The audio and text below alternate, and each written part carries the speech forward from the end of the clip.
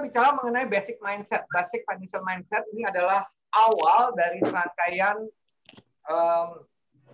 webinar selama 8 kali pertemuan. Kita akan bicara mengenai konsep hidup sejahtera ala efek. Dan basic financial mindset ini adalah yang pertama. Ya, karena apa? Karena segala sesuatu itu akan dimulai dengan mindsetnya. Jadi selama mindset kita tepat, mindset kita memberdayakan, maka perilaku kita, kebiasaan kita, action kita akan membawa kita kepada tujuan kita. Dalam hal ini adalah tujuan keuangan. Nah, teman-teman, kita mulai dengan sebuah pertanyaan, mengapa banyak orang mengalami kesulitan keuangan? Ya, mengapa banyak orang mengalami kesulitan keuangan? Pada prinsipnya, seseorang mengalami kesulitan keuangan itu cuma ada 2 sebabnya. Jadi nggak banyak-banyak, sebabnya cuma 2. Ya, yang pertama, karena income-nya kurang, ya, karena kurang pendapatan. Nah, kenapa pendapatan kurang, teman-teman? Mari kita lihat kisah-kisah seperti ini. Ya, ada seorang buruh yang gajinya UMR, ya, UMR di Jakarta, ya, dia perlu menghidupi 5 orang anak, ya, 5 orang anak, ya, dengan 1 istri, tapi dia menanggung juga 2 orang tuanya dan 2 orang mertuanya. Jadi dia menanggung 4 orang tua, ya, 2 mertua dan 2 orang tua dia. Anaknya ada 5, 1 sudah SMA, ya. Nah, dia kebingungan bagaimana mengatur gajinya. Dia kerja dari pagi sampai sore, jam 4, jam 5, Senin sampai Jumat. Ya, dan dia selalu di akhir-akhir bulan selalu kurang. Sehingga yang terjadi adalah selalu gali lubang, tutup lubang. Nah, guru ini mengeluh pada kami, teman-teman, dan selalu bilang bahwa Tuhan tidak adil, nasib saya memang sial, saya diberi beban begitu banyak, tapi tidak diberi kesempatan untuk punya uang yang cukup. Pertanyaannya adalah, teman-teman, benar nggak bahwa uang yang diberikan oleh guru ini tidak cukup? Ya, padahal kalau teman-teman masih ingat, kalau yang sudah sering ikut acara kita di Impact, ya, bilik pertama kita, ya, di dalam mengelola, membantu orang untuk sejahtera adalah, ya, yang pertama, ya, tidak ada manusia yang kekurangan, ya, tidak ada manusia yang kekurangan. Tapi dengan kasus seperti ini, bagaimana dia tidak kekurangan? Nah, teman-teman, problemnya adalah karena ada mindset yang perlu kita perbaiki, sehingga buruh ini tidak dapat mengoptimalkan rezeki yang Tuhan sudah sediakan. Nah, di mana misalnya, teman-teman? Ya, Bapak ini dia kerja dari Jumat sampai Senin, dari Senin sampai Jumat. Ada waktu Sabtu Minggu libur. Kalau mau, sebenarnya guru ini dapat tambahan kerja, dapat kerja tambahan sebagai ojek online contohnya. Kenapa? Karena datanya dia punya motor, dia punya sepeda motor. Cuman pada waktu diusulkan, ya, Bapak ini mengatakan apa? Capek. Saya sudah kerja dari Jumat sampai Senin sampai Jumat. Jadi Sabtu Minggu adalah waktunya istirahat. Ya, lalu istrinya, ya, saya kan ibu rumah tangga, saya kan wanita. Kalau wanita itu kan memang tugasnya di rumah jaga anak. Padahal dengan zaman COVID sekarang ada banyak pekerjaan dapat dilakukan di rumah. Ya, dan ada orang-orang yang sampai usia 70, 80 tahun masih dapat berkarya. Ya, jadi teman-teman, apa yang membuat kita merasa kurang? Jangan-jangan, saya tidak bilang pasti, jangan-jangan hal itu disebabkan karena rezeki yang Tuhan siapkan belum kita optimalkan, kita belum ambil secara optimal. Ya, ini kasus yang pertama. Ada kasus yang kedua, teman-teman, ini juga dialami. Ya, seseorang datang kepada kami, sebenarnya bukan dia datang, saya yang tepatnya saya sedang mengajar di sebuah kelas. Ya, lalu bosnya itu meminta saya untuk meng-coach satu supervisor yang prestasi kerjanya menurun sehingga dia sudah hampir dipecat, teman-teman. Ya, jadi dia selama 2 tahun terakhir dia tidak mengalami kenaikan gaji karena prestasi kerjanya menurun. Setelah digali, data yang muncul adalah dia mengatakan begini, Pak Steph, saya sudah 11 tahun bekerja. Ya, saya sudah 11 tahun bekerja. 2 tahun yang lalu, saya menemukan bahwa kolega saya, bukan partner ya, sesama supervisor, yang baru kerja 2 tahun, gajinya lebih besar dari saya. Bayangin teman-teman, ya, saya sudah kerja sebelum 11 tahun, saya mulai dari seorang staff, naik jadi supervisor, dan selama 10 tahun, 11 tahun kerja saya bagus, ya, sehingga saya selalu tiap tahun mengalami kenaikan gaji. Yang saya nggak terima adalah, dengan prestasi saya yang begitu bagus, kenapa gaji saya masih kalah dengan anak muda yang kerjanya nggak sebagus saya, tapi gajinya lebih tinggi dari saya. Oke? Dan saya tanyakan, selama ini gaji kamu cukup nggak? Lebih dari cukup, Pak. Saya bersyukur dengan gaji saya, cuman saya kecewa dengan atasan saya, kenapa teman saya ini yang baru 2 tahun, masih muda, usianya masih muda belia, baru lulus kuliah, ya, penghasilannya lebih besar dibandingkan saya yang sudah kerja 11 tahun. Ya, jadi saya merasa, buat apa rajin? Toh, rezeki saya tergantung daripada atasan saya. Akibatnya apa? Prestasi dia menurun. Apa yang terjadi dengan karyawan ini, teman-teman? Ya, karena ada sebuah mindset yang bermasalah. Ya, ada sebuah kenyataan yang dia alami, yaitu dia punya teman baru 2 tahun kerja, gajinya lebih tinggi daripada dia yang kerja 11 tahun. Itu kenyataan.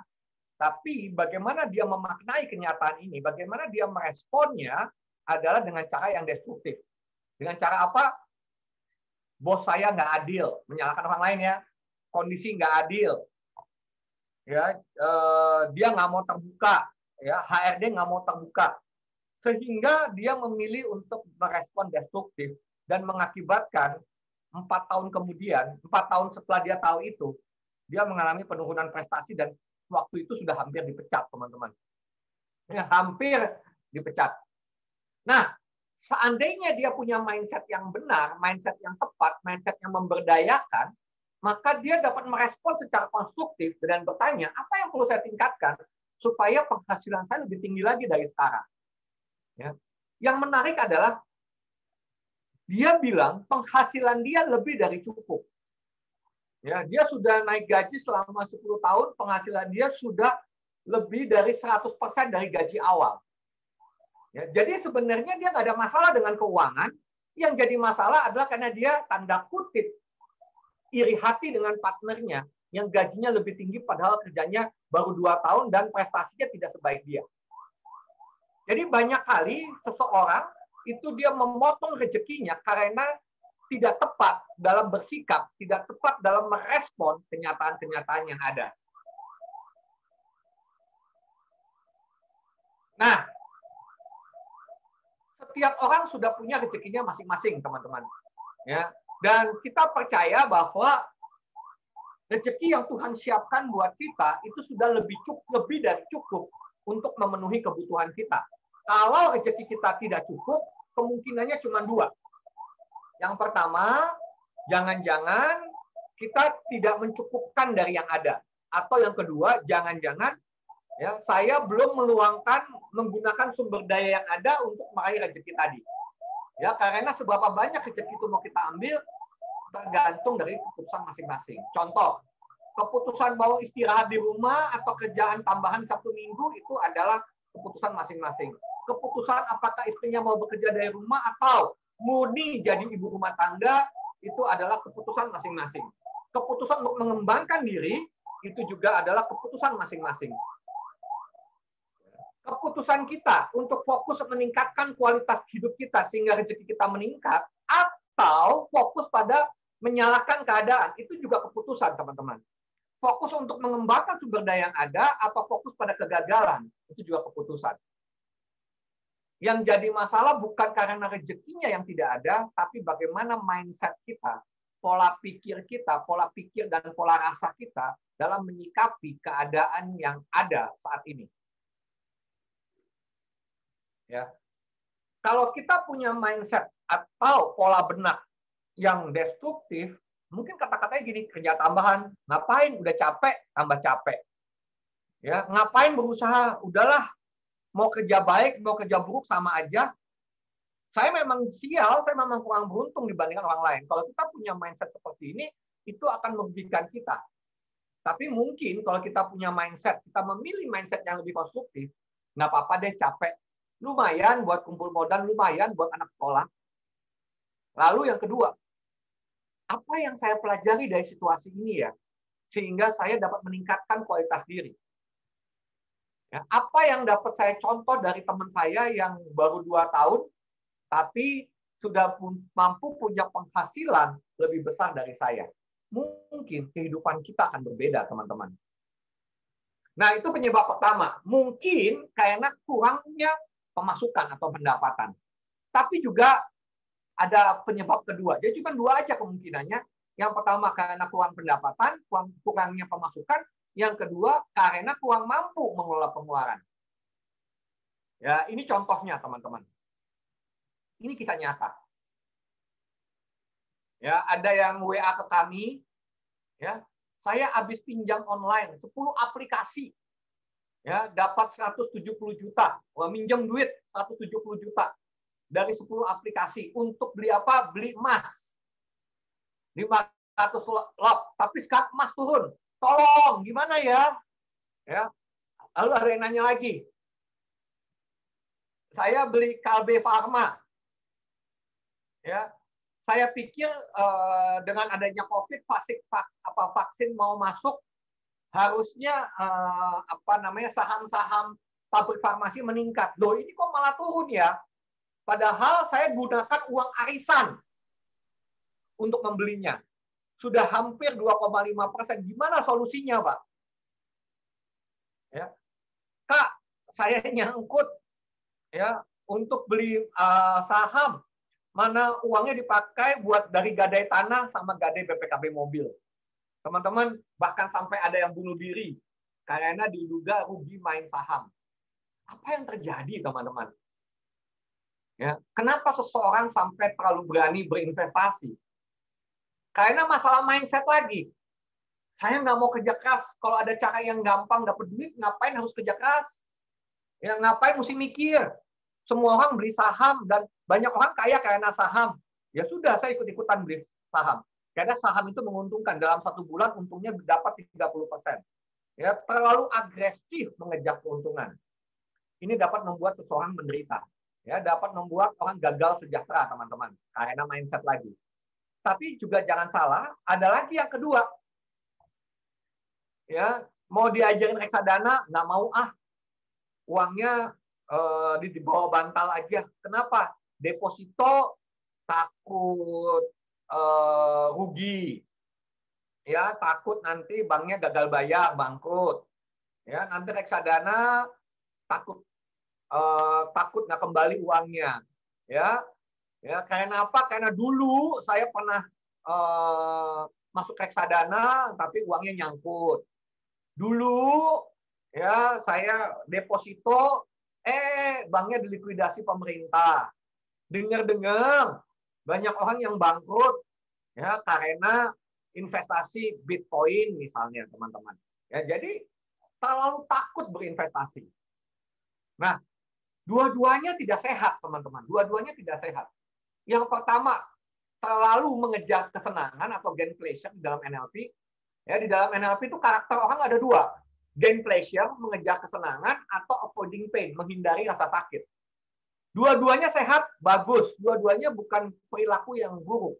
Tetapi kalau berlebihan, itu menjadi destruktif. Kalau kita mengejar kesenangan berlebihan, jadinya kita nggak mau persiapan. Oke. Sebaliknya, kita karena tidak mau rugi, ya, lalu kita terlalu konservatif, juga menjadi destruktif. Ya, karena kita tahu saat ini ekonomi di Indonesia dan dunia itu ekonomi kita tuh selalu diancam oleh inflasi. Jadi kalau kita hanya menyimpan uang di bawah bantal, sudah pasti uang kita akan tergerus oleh inflasi.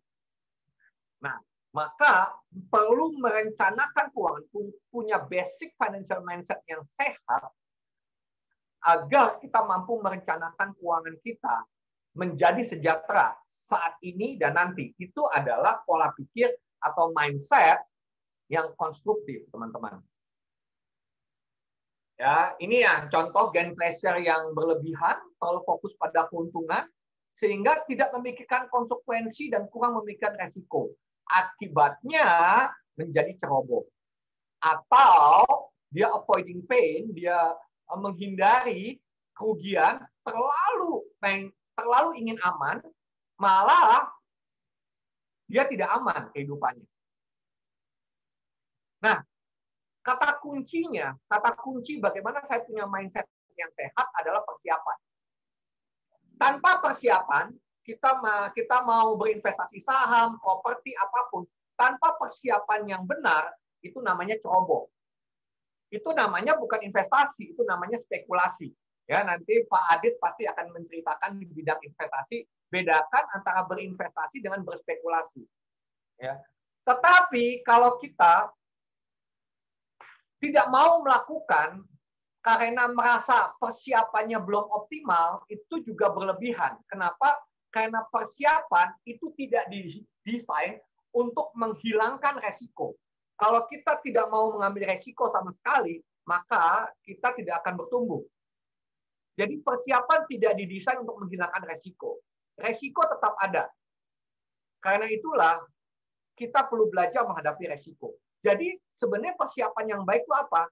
Persiapan yang baik adalah sebuah persiapan yang mampu meminimalkan resiko sampai ke tahap yang dapat diterima. Ya, jadi persiapan bukan menghilangkan resiko, tapi persiapan adalah meminimalkan resiko sampai ke tahap yang dapat diterima oleh kita. Oke ya, mudah-mudahan teman-teman dapat mengerti sampai di sini. Nanti kalau ada yang nggak jelas, teman-teman boleh chat di grup ya. Oke. Nah, ini kisah kelima, teman-teman. Ya, kisah lain ada seorang pebisnis yang pengen jadi besar. Ya, modalnya modal nekat. Gimana cara modal nekat? Pokoknya kalau ada order dari supplier, berapapun ordernya saya pasti ambil. Kalau modal nggak ada, hutang. Diingatkan sama pasangannya, diingatkan oleh istrinya, kamu mampu bayar nggak? Tenang, kan ada order, saya tinggal nagih ke mereka. Uang saya bukannya nggak ada, uang saya ada, cuman adanya di mana? Ada di relasi saya. Nanti kalau mereka bayar, konsumen saya bayar, ya maka saya tinggal bayar, ya teman-teman ya. Jadi ini adalah mental pebisnis. Kalau pesanan banyak, pasti untung besar. Nggak punya modal, pinjam. Ya, nanti dari keuntungannya tinggal dibayar. Kalau dia nasehatin, hati-hati. Jangan utang dulu. Dia akan ngomong, tahu apa dia masalah bisnis. Kalau bisnis kan memang harus begitu. Segala sesuatu, mana ada pebisnis yang nggak punya utang. Ya, utang makin banyak, berarti untung makin besar. Apa yang terjadi, teman-teman? Pada waktu tagihan supplier sudah jatuh tempo, tidak sanggup bayar, karena COVID, barang susah dijual, pesanan dikembali semua, piutang tidak dibayar, dia terjerat pada hutang, akhirnya tutup. Masalahnya di mana, teman-teman? Kembali. Masalahnya ada di mindset. Ya, saya menemukan dengan banyak pebisnis, teman-teman, ya, yang bangkrut. Mindsetnya apa? Kalau namanya bisnis belum gagal, namanya bukan bisnis. Jadi semua pebisnis itu pasti pernah bangkrut, Steve. Jadi wajar aja. Semua pebisnis hebat itu dimulai dari kegagalan. Karena kegagalan adalah awal keberhasilan dari bisnis. Jadi bangkrut itu biasa.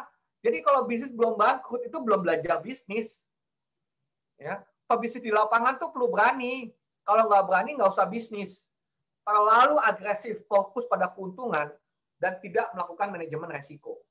Teman-teman, bagi teman-teman yang mau belajar bisnis, seperti apa bisnis? Benar nggak sih bisnis itu harus gagal dulu baru disebut bisnis? Benar nggak sih kegagalan adalah awal dari keberhasilan? Apakah seseorang harus bangkrut dulu baru bisa sukses? Ya, nanti 2 minggu lagi ada seorang business coach yang profesional yang sudah membantu banyak pebisnis hebat di Indonesia, teman-teman, namanya Pak Rudi Lukito. Dia akan sharing kepada Anda bagaimana melejitkan bisnis, bagaimana membangun fondasi bisnis. Ya, bahkan tidak harus bangkrut dulu kok. tidak harus gagal dulu kok. Bagaimana caranya kita membangun bisnis dengan sehat sehingga memastikan ke depan usaha kita berhasil atau usaha kita mendapatkan keuntungan. Nah, dari tadi kita bicara bahwa semua problem keuangan tadi itu karena dimulai dari sebuah mindset yang tidak tepat, mindset yang merugikan. Nah, sebenarnya apa yang disebut dengan mindset? Ya. Jadi teman-teman, definisi mindset adalah kumpulan dari belief yang kita percaya. Jadi mindset itu adalah disebut, kalau bahasa Indonesia aja susah saya. Orang menyebutnya pola pikir, padahal mindset itu bukan pola pikir ya teman-teman ya. Mind itu dalam bahasa Inggris adalah hasil olahan pikiran dan perasaan. Jadi kalau disebut mindset, set itu ada sekumpulan pikiran dan perasaan, ya, sekumpulan pikiran dan perasaan. Jadi bukan hanya pikiran yang saya percaya sebagai suatu kebenaran. Ya itu juga belief ya, pikiran yang dirasakan sebagai suatu kebenaran itu adalah belief. Nah, semua kepercayaan itu dapat menjadi landasan Anda dan saya dalam memutuskan dan bertindak. Apakah saya memutuskan untuk pinjam duit, ataukah saya memutuskan untuk mencicil, ataukah saya memutuskan untuk menolak pesanan? Dapat. Itu karena kita punya belief. Apakah uang yang saya punya ini mau saya tabungkan atau mau saya belanjakan? Apakah saya menabung di deposito, apakah di reksadana atau di saham atau berspekulasi? Itu semua dituntun oleh belief yang Anda rasakan, ya, pikiran yang Anda rasakan di dalam benak atau di dalam otak Anda. Itu menjadi landasan Anda dan saya di dalam mengambil keputusan dan bertindak. Nah, belief itu sendiri ada dua. Ada belief yang konstruktif, ada belief yang destruktif. Kalau belief yang destruktif, itu akan membuat kita hidup dalam ketidakpastian. Ya, membuat kita merasa tidak ada harapan, hopeless, membuat kita merasa tidak ada pertolongan lagi, dan membuat kita tidak berguna. Yaitu adalah menghasilkan perilaku yang destruktif. Tetapi belief yang konstruktif akan menghasilkan perilaku yang konstruktif. Seperti apa? Tadi, membuat kita punya harapan, membuat kita berharga, membuat kita merasa ya ada harapan untuk pertolongan. Nah, karena itu, teman-teman, di dalam mindset, kami di dalam NLP, kami tidak percaya ada mindset negatif atau positif. Ya, jadi tidak ada yang namanya mindset positif atau negatif. Ya, kita tidak mengenal itu karena positif dan negatif itu ambigu. Kita nggak jelas apa yang dimaksud positif. Yang ada adalah mindset yang memberdayakan atau yang memperdaya kita, yang membuat kita makin terpuruk. Ada mindset, pola pikir dan rasa yang membuat kita bertumbuh dan menjadi sejahtera.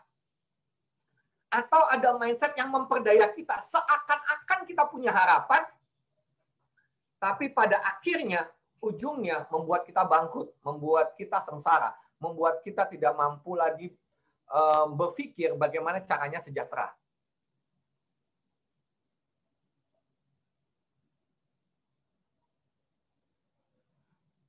Oke. Nah, teman-teman, kalau yang pernah ikut belajar NLP bersama saya pasti sudah kenal dengan struktur ini. Ya, kata-kata yang masuk dalam pikiran perasaan akan mempengaruhi keputusan saya, akan mempengaruhi perbuatan saya, dan pada akhirnya akan mempengaruhi kehidupan atau nasib saya. Ya, nah pikiran perasaan inilah yang disebut sebagai mindset. Ya, jadi bukan hanya pikiran saja, bukan hanya pola pikir, tapi pikiran dan perasaan. Kata-kata yang masuk dalam pikiran perasaan inilah yang menentukan keputusan dan perbuatan saya. Contoh, ya, kata-kata yang masuk, saya takut. Ya, saya takut. Lalu saya memutuskan, ya, itu mah cuma perasaan saja, gitu kan? Ya, atau saya bilang, udahlah saya cari aman aja, nggak mau melakukan apapun. Atau kita boleh, saya takut. Kata-kata yang masuk nih, saya takut. Oke, ditambahin. Ini adalah warning saya. Saya perlu persiapan dan perencanaan yang matang untuk antisipasi resiko. Ini namanya mindset yang memberdaya. Tapi kalau mindset yang memberdaya, saya takut. Sudahlah, cari aman aja. Ya, nggak usah macam-macam. Atau kata-kata yang masuk. Saya pasti berhasil. Kalau saya pikir bisa, saya pasti bisa. Kalau kita mindset-nya adalah memperdaya, ya sudah, pokoknya jalan aja, nggak usah persiapan. Itu namanya memperdaya kita. Karena apa? Cukup berpikir bisa, pasti bisa. Tetapi kalau mindset saya yang benar, ya kan, oke, saya percaya kalau saya pikir bisa, saya pasti berhasil. Nah, untuk itu saya merencanakan dengan benar dan saya siap menghadapi tantangan. Ya, yang penting maju, jangan banyak mikir. Nah, ini juga. Ya, kalau tidak ada persiapan, ujungnya adalah membuat kita terpuruk. Tapi kalau kita persiapan dengan benar, maka kita akan sejahtera. Nah, ini yang paling sering nih. Tuhan pasti buka jalan. Ya, Tuhan pasti buka jalan. Yang penting nekat aja lah, nanti kalau niat, yang penting niat kita baik mau nolong orang. Ya, udahlah, pinjam aja. Orang tua lagi butuh duit, pinjam duit. Nanti Tuhan pasti buka jalan. Ya, teman-teman, ini pendapat saya pribadi. Ya, Tuhan akan membuka jalan bagi orang yang punya persiapan. Ya, saya selama saya menjadi coach, ya, jarang saya melihat Tuhan buka jalan pada orang yang ceroboh, teman-teman. Kecuali orang ceroboh itu sudah bertobat, nah barulah Tuhan buka jalan. Ya, ini pengalaman sih, teman-teman, tidak harus benar. Tapi saya memilih punya mindset apa? Saya memilih punya mindset adalah supaya Tuhan buka jalan, maka saya perlu punya persiapan yang matang. Dan saya percaya kalau persiapan saya sudah matang, Tuhan akan membuka jalan bagi saya. Ya, nah ini mindset destruktif, teman-teman dapat baca sendiri. Nah, ini yang sering terjadi. Mumpung ada uang. Kita punya dua pilihan mindset, teman-teman. Mindset yang destruktif atau yang konstruktif. Mumpung ada uang, belanja aja sekarang. Masa depan gimana nanti? Tuhan pasti buka jalan. Mumpung ada uang, saya belanja, besok Tuhan pasti kasih uang. Pasti kasih uang. Luar biasa ya. Tapi kita boleh nggak punya pilihan yang kedua? Mumpung ada uang, maka uang ini mau saya kelola supaya membangun fondasi keuangan yang kokoh. Boleh? Boleh. Ya, saya memilih untuk punya mindset yang kedua. Mumpung ada uang, maka uang ini mau saya kelola agar aman dalam setiap kondisi sehingga saya membuat fondasi keuangan saya menjadi kokoh. Mumpung diskon, itu biasanya tuh kalau lagi ke mall, gitu kan, lagi ke mall. Ini nggak hanya buat laki-laki perempuan ya, nggak hanya wanita loh, laki-laki juga sering loh. Mumpung diskon, ya maka belanja yang banyak. Karena mindsetnya apa? Setiap diskon pasti untung. Mindset ya teman-teman, mindsetnya mumpung diskon, mindsetnya setiap diskon pasti untung. Akhirnya perilakunya apa? Belanja berlebihan, padahal nggak perlu-perlu amat. Ya, kamu mau beli sepatu lagi? Mumpung diskon. Murah loh. Dari harga 2 juta jadi tinggal 700.000. Mumpung diskon. Loh, kamu kan baru punya sepatu baru. Iya, tapi kan murah. Bayangin teman-teman, akibatnya pos lain jadi tidak terurus. Lalu yang berikutnya, ya, boleh nggak kita punya mindset yang lebih bermanfaat? Saya memutuskan baru belanja kebutuhan kalau ada diskon. Ya, jadi saya siapin budgetnya sejak awal. Ya, kalau mau beli beras, kalau mau beli daging, kalau mau beli kebutuhan sehari-hari, saya akan tunggu waktunya kalau diskon. Ya, saya sudah budgetnya. Begitu ada diskon, saya belanjakan banyak. Nggak apa-apa? Tidak apa-apa. Karena belanja sesuai kebutuhan. Masa depan terencana, pos lain tidak terganggu. Mindset lagi yang lain apa? Mumpung dapat dicicil. Ya, jadi teman-teman, saya pernah menemukan beberapa orang yang kita bantu, itu cicilannya banyak banget. Kalau ditanya, kenapa kamu membeli? Ya, kan cicil. Lah ada bunganya kan, 3%. 3% mah kecil. 3% kecil, iya. Kan 3%. Cuman Rp1.000 per bulan. Iya, Rp1.000 per bulan. Kalau dikali 30 bulan jadi berapa? Ya, teman-teman, ya karena mindsetnya setiap cicilan pasti untung. Nah, mari kita belajar ya bahwa ada mindset lain yang dapat kita pakai bahwa hanya cicilan tanpa bunga baru menguntungkan. Dan saya pun baru mau mencicil kalau kesehatan keuangan saya sehat. Jadi perilaku hanya mencicil kalau tanpa bunga dan sesuai kemampuan. sehingga uang pokok dapat dikembangkan. Itu benar. Itu mindset yang sehat. Karena itu teman-teman, kita perlu belajar menganalisis apakah belief kita ini destruktif atau konstruktif. Ya, kenapa? Karena kalau belief yang konstruktif, kalau kokoh, itu keren. Ya, belief itu ada yang destruktif, ada yang konstruktif, tapi juga ada yang kokoh, ada yang labil. Kalau belief yang kokoh itu sulit dihancurkan, tindakannya menjadi solid. Tapi kalau belief yang kokoh itu destruktif, itu membuat orang susah berubah, teman-teman. Ya, jadi kita perlu hati-hati dengan belief yang kokoh. Apakah belief yang kokoh ini destruktif atau konstruktif? Yang jadi masalah adalah belief destruktifnya kokoh, belief konstruktifnya tidak kokoh. Ya, tenang saja kalau bangkrut Tuhan pakai buka jalan. Ya, ini saya kasih tanda ya, warna biru adalah pendapat pribadi. Karena saya tidak berani mengatasnamakan Tuhan. Tapi saya mempercayai, jadi teman-teman saya mempercayai, jadi tidak bilang ini pasti benar, ini adalah kepercayaan saya aja, bahwa setiap manusia pasti diberi kebijaksanaan oleh Tuhan. Ini adalah pendapat saya. Sehingga saya perlu bijaksana dalam membuat persiapan dan perhitungan sebelum mengambil keputusan. Saya percaya Tuhan tidak buka jalan bagi orang yang ceroboh. Kenapa? Karena nanti kalau Tuhan selalu buka jalan tanpa orang ceroboh ini belajar, nanti seakan-akan ceroboh itu jadi benar. Ya, saya itu pendapat saya teman-teman ya. Jadi teman-teman boleh setuju, boleh tidak. Karena kalau yang biru ini adalah pendapat pribadi.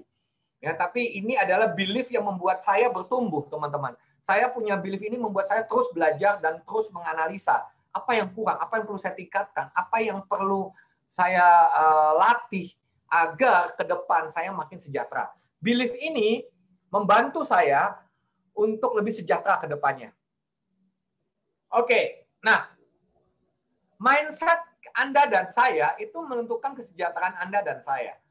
Mindset dibentuk oleh belief dan value dalam hidup kita. Tadi sudah jelasin. Ya, dan mindset itu akan menentukan perilaku kelola uang. Karena itu sadari dan kontrol apa yang menjadi mindset kita, teman-teman. Ya. Kenapa? Karena mindset ini nanti akan menentukan keputusan finansial kita, rasional atau tidak rasional. Ya, ini bahasa Inggrisnya. Kenapa ya banyak di antara kita membuat keputusan finansial yang tidak rasional atau irasional?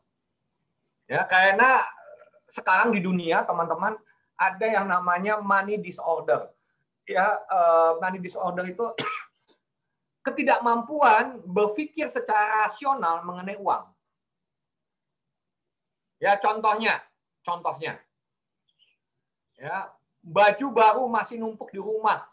Jadi bajunya masih banyak, tapi selalu belanja. Ya, kata-katanya apa? Kamu hanya hidup sekali. You only live once. Saya akan ambil. Aduh, ini baru diskon. Tapi sampai di rumah, nanti kata-katanya apa, teman-teman? Aduh, belum bayar cicilan rumah, utang dulu deh. Kenapa ini terjadi, teman-teman?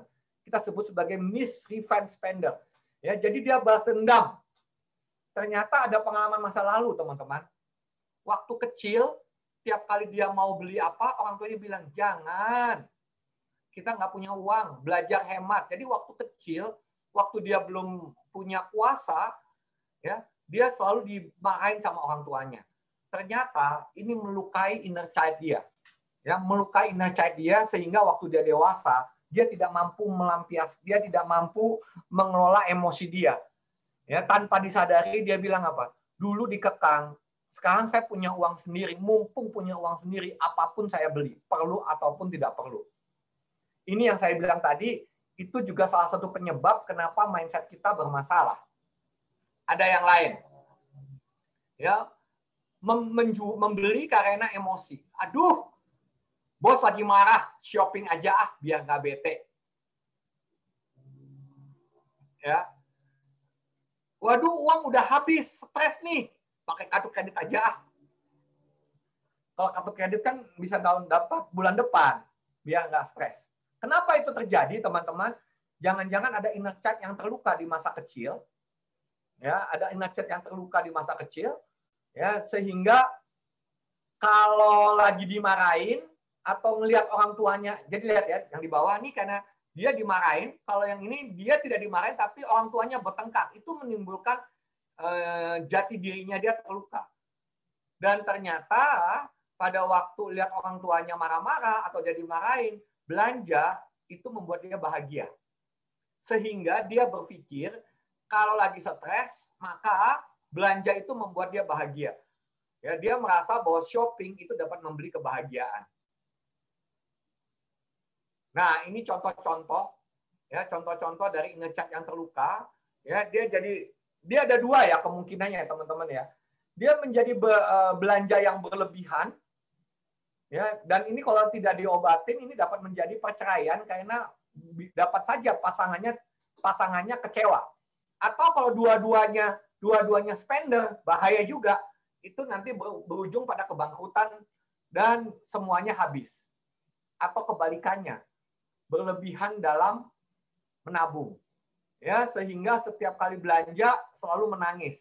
Ya, jadi tadi belanja berlebihan atau menabung berlebihan sehingga lalu anaknya sampai nggak makan misalnya gitu ya.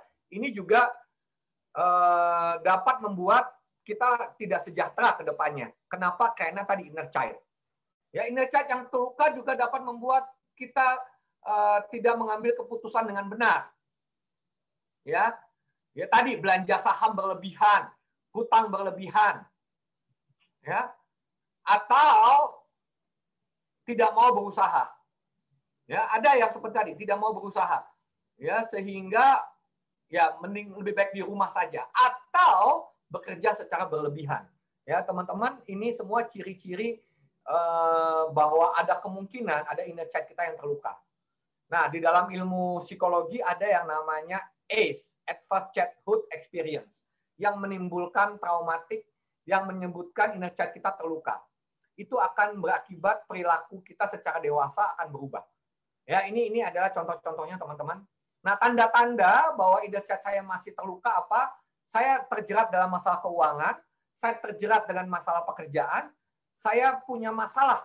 Ya, jadi hubungan saya dengan orang lain bermasalah, ya, dengan bos selalu bermasalah. Pak, saya sudah pindah 10 kali pekerjaan, tapi selalu bermasalah. Entah sama bos saya, entah sama rekan kerja saya, atau dengan bawahan saya. Nah, itu jangan-jangan ada masalah inner child yang terluka. Ya, atau saya kecanduan akan sesuatu. Nah, bagi teman-teman yang ingin belajar mengenai inner child, nanti kita ada pelatihannya khusus, tapi ini bukan pelatihan keuangan ya. Ini pelatihan NLP, ya, namanya Profounding the Real NLP. Itu kita akan bahas lebih dalam mengenai inner child yang melukai kita dan bagaimana kita mengatasi inner child kita. Ya, ini nggak ada, ini tidak langsung berhubungan dengan keuangan. Nah, yang kita perlu pahami adalah untuk sejahtera kita perlu memahami polanya. Ya, setiap dari kita punya kebutuhan, kebutuhan, kita perlu punya pengetahuan dan skill, dan pada akhirnya punya mindset yang tepat sehingga kita mampu mengambil keputusan finansial yang tepat, berperilaku finansial yang tepat sehingga menjadi kebiasaan, dan disitulah kita dapat sejahtera. Nah, sejahtera itu, nah teman-teman tadi itu kita bicara contoh-contoh ya teman-teman, contoh-contoh mindset yang membuat kita hidup dalam masalah. Nah, habis ini kita akan belajar, kalau gitu mindset apa sih yang produktif, mindset aja apa sih yang konstruktif, mindset apa sih yang memastikan ke depan hidup saya sejahtera. Ya. Nah, ini mindset-nya teman-teman, ini mindset-nya.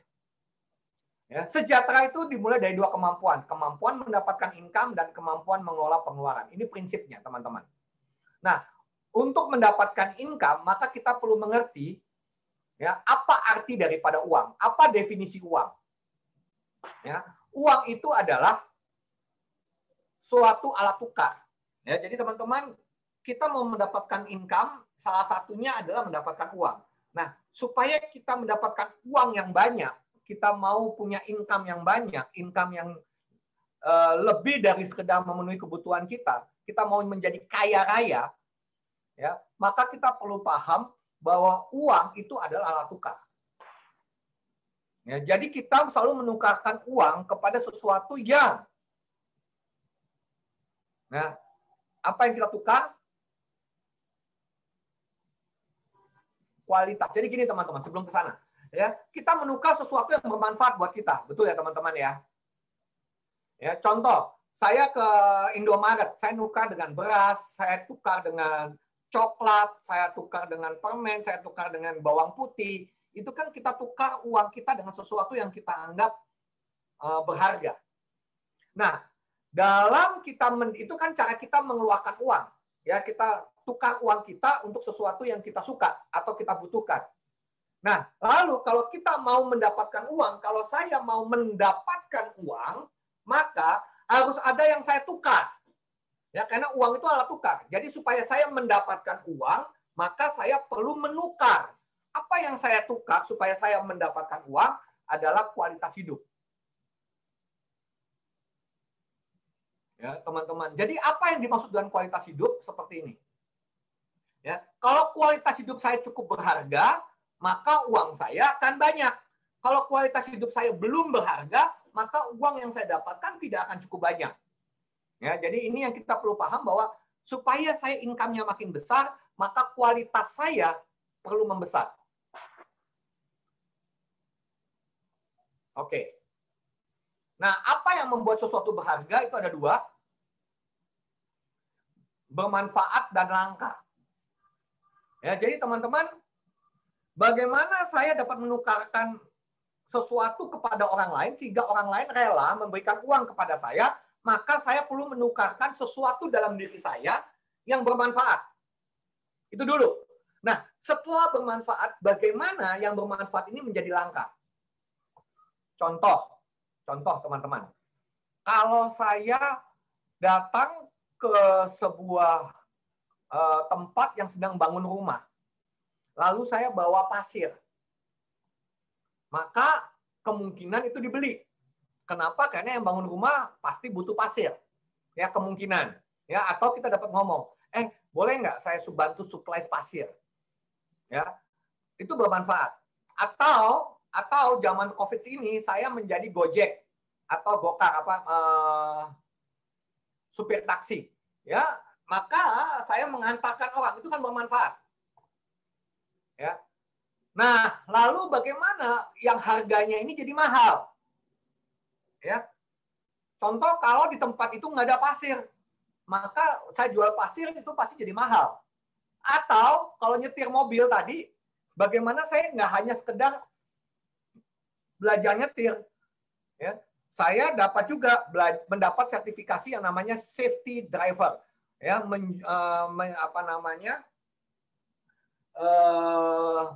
menyetir dengan aman. Lalu saya belajar manners. Manners itu adalah perilaku, ya, etika nyetir, ya, sehingga saya mampu melayani konsumen saya dengan baik. Lalu saya belajar bela diri. Maka mungkin saya menjadi supir yang dibayar mahal karena mungkin saya akan diterima menjadi supirnya presiden, orang yang sangat kaya, ya, mungkin dia akan mau menggaji saya sebagai supirnya. Karena apa? Karena selain saya mampu nyupir, saya punya kemampuan lain yang langka, yang mampu saya tukarkan dengan uang yang lebih mahal. Ya, itu tadi. Ya, itu adalah mindset mengenai uang, teman-teman. Ya, kualitas hidup dalam mendapatkan rezeki tadi, ya, tadi kemampuan, ya, knowledge sama skill, tapi juga value. Berpikir benar, berucap benar, bertindak benar. Contohnya, ya, saya supir yang baik, saya supir yang hebat, tapi saya perilakunya suka nyuri. Maka secara personal value saya tidak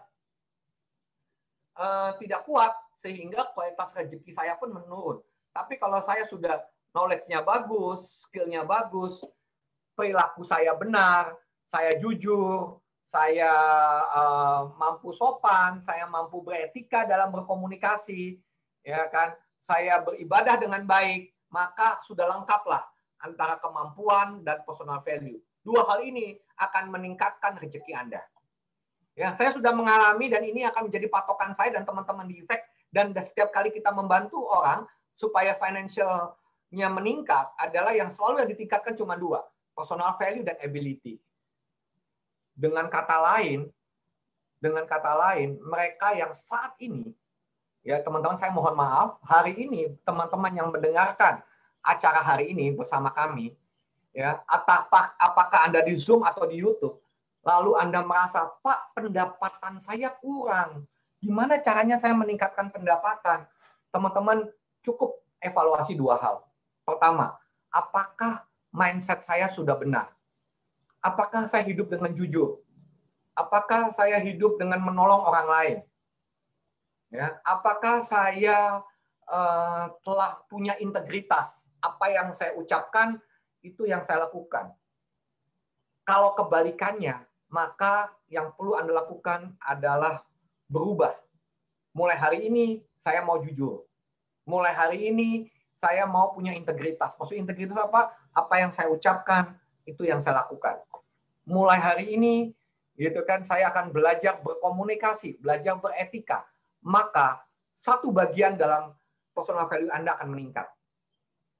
Pak, saya sudah jujur, Pak. Saya sudah jujur. Ya, saya ibadah. Ya, ibadah tuh sehari sholat 5 kali, Pak. Ditambah dengan saya selalu zikir, ya, selalu ngaji. Tapi kenapa ya rezeki saya masih sedikit? Padahal secara personal value udah benar, ya kan? Ngajinya udah benar, jujur, integritas, ya, nggak ngebohongin orang. Kenapa rezeki saya masih sedikit? Coba analisa yang kedua. Apakah ada kemampuan saya yang belum cukup untuk dapat ditukar dengan uang? Ya, kemampuan apa? Kemampuan tadi, nyetirlah, kemampuan apapun, teman-teman. Ya, karena kalau kemampuan Anda benar, kemampuan Anda bagus, ditambah dengan personal value, maka rezekinya pasti besar. Nggak mungkin tidak. Nah, gimana caranya, Pak, supaya saya punya kemampuan yang bagus? Carilah apa yang Anda sukai. Saya sukanya main game, Pak. Ya sudah, latihan main game sampai Anda juara. Ya, karena sekarang sudah tidak zaman game itu hanya buat main. Game itu dapat menjadi sebuah pemasukan. Ya, jadi gamers. Ya, apa yang kamu sukai? Apa yang membuat kamu tekun? Jadilah ahli. Pak, saya sukanya menjahit. Ya sudah, latihan menjahit. Ya, sampai Anda menjadi ahli menjahit. Dan disitulah Anda dapat penghasilan. Ya. Oke, ya ini yang namanya meningkatkan keuangan. Nah, pertanyaannya adalah, kalau saya sudah punya kemampuan menjadi ahli dan saya sudah dipercaya orang, karena orang suka dengan saya, karena ucapan saya, karena perilaku saya, karena kejujuran saya, karena integritas saya, orang suka dengan saya. Ya, lalu karena saya punya kemampuan yang dibutuhkan orang lain, income saya pasti besar. Iya, income kita pasti besar. Pertanyaannya, apakah saya pasti sejahtera? Nah, inilah yang kami ingin sampaikan kepada teman-teman, income besar tidak pasti membuat hidupmu sejahtera. Contohnya, ya, ada seseorang di tahun 2012 namanya Ike Bastista, dia pernah menyandang orang terkaya. Ya, tapi dia bangkrut dan diakhiri dengan apa? Dia punya utang lebih dari 1 miliar. Ya, di tahun 70-an ada seseorang namanya Billy Joel, ya, dia adalah penyanyi yang mampu menjual jutaan album, tapi berakhir dengan bangkrut.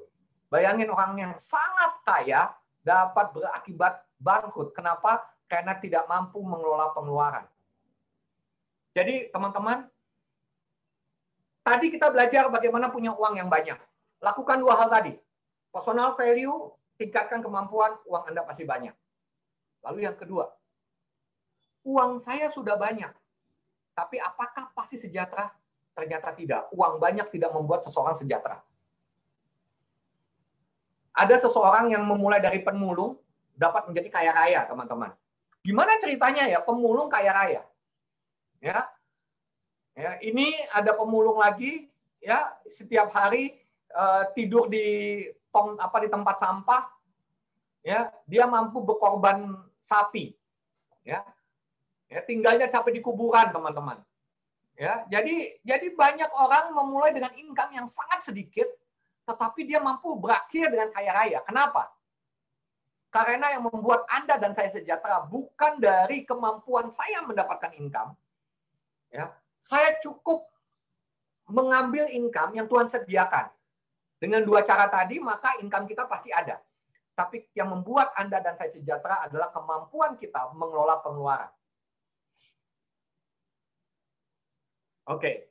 Kemampuan mengelola pengeluaran juga menentukan kualitas hidup. Bayangin teman-teman. Jadi menariknya adalah gini. Income didapat kalau kualitas saya meningkat, kualitas hidup saya meningkat. Kualitas hidup saya meningkat, income saya pasti meningkat. Tapi kalau income meningkat tidak dibarengin dengan pengeluaran-pengeluaran, pada akhirnya berujung pada bangkrut. Kenapa? Karena kemampuan mengelola pengeluaran itu menentukan kualitas hidup. Jadi mulailah dari bagaimana saya mengelola pengeluaran. Sesedikit apapun pengeluaran Anda, sesedikit apapun income Anda, teman-teman, ya ini penting sekali. Sesedikit apapun income Anda, mulailah dengan mengelola pengeluaran. Karena begitu pengeluaran saya mampu saya kelola dengan baik, berarti nafsu saya mampu kelola. Nafsu saya mampu kelola, maka kualitas hidup saya meningkat. Kualitas hidup saya meningkat, maka income saya akan meningkat. Jadi kalau ditanya mulai dari mana, mulailah dari sini. Belajar mengelola pengeluaran, meningkatkan kualitas hidup, dan income-nya pasti meningkat. Ya. Nah, kemampuan, kebiasaan mengelola pengeluaran dengan tepat dimulai dengan mindset finansial yang benar, seperti yang tadi hari ini kita belajar. Ya, mindset finansial akan membentuk kebiasaan finansial.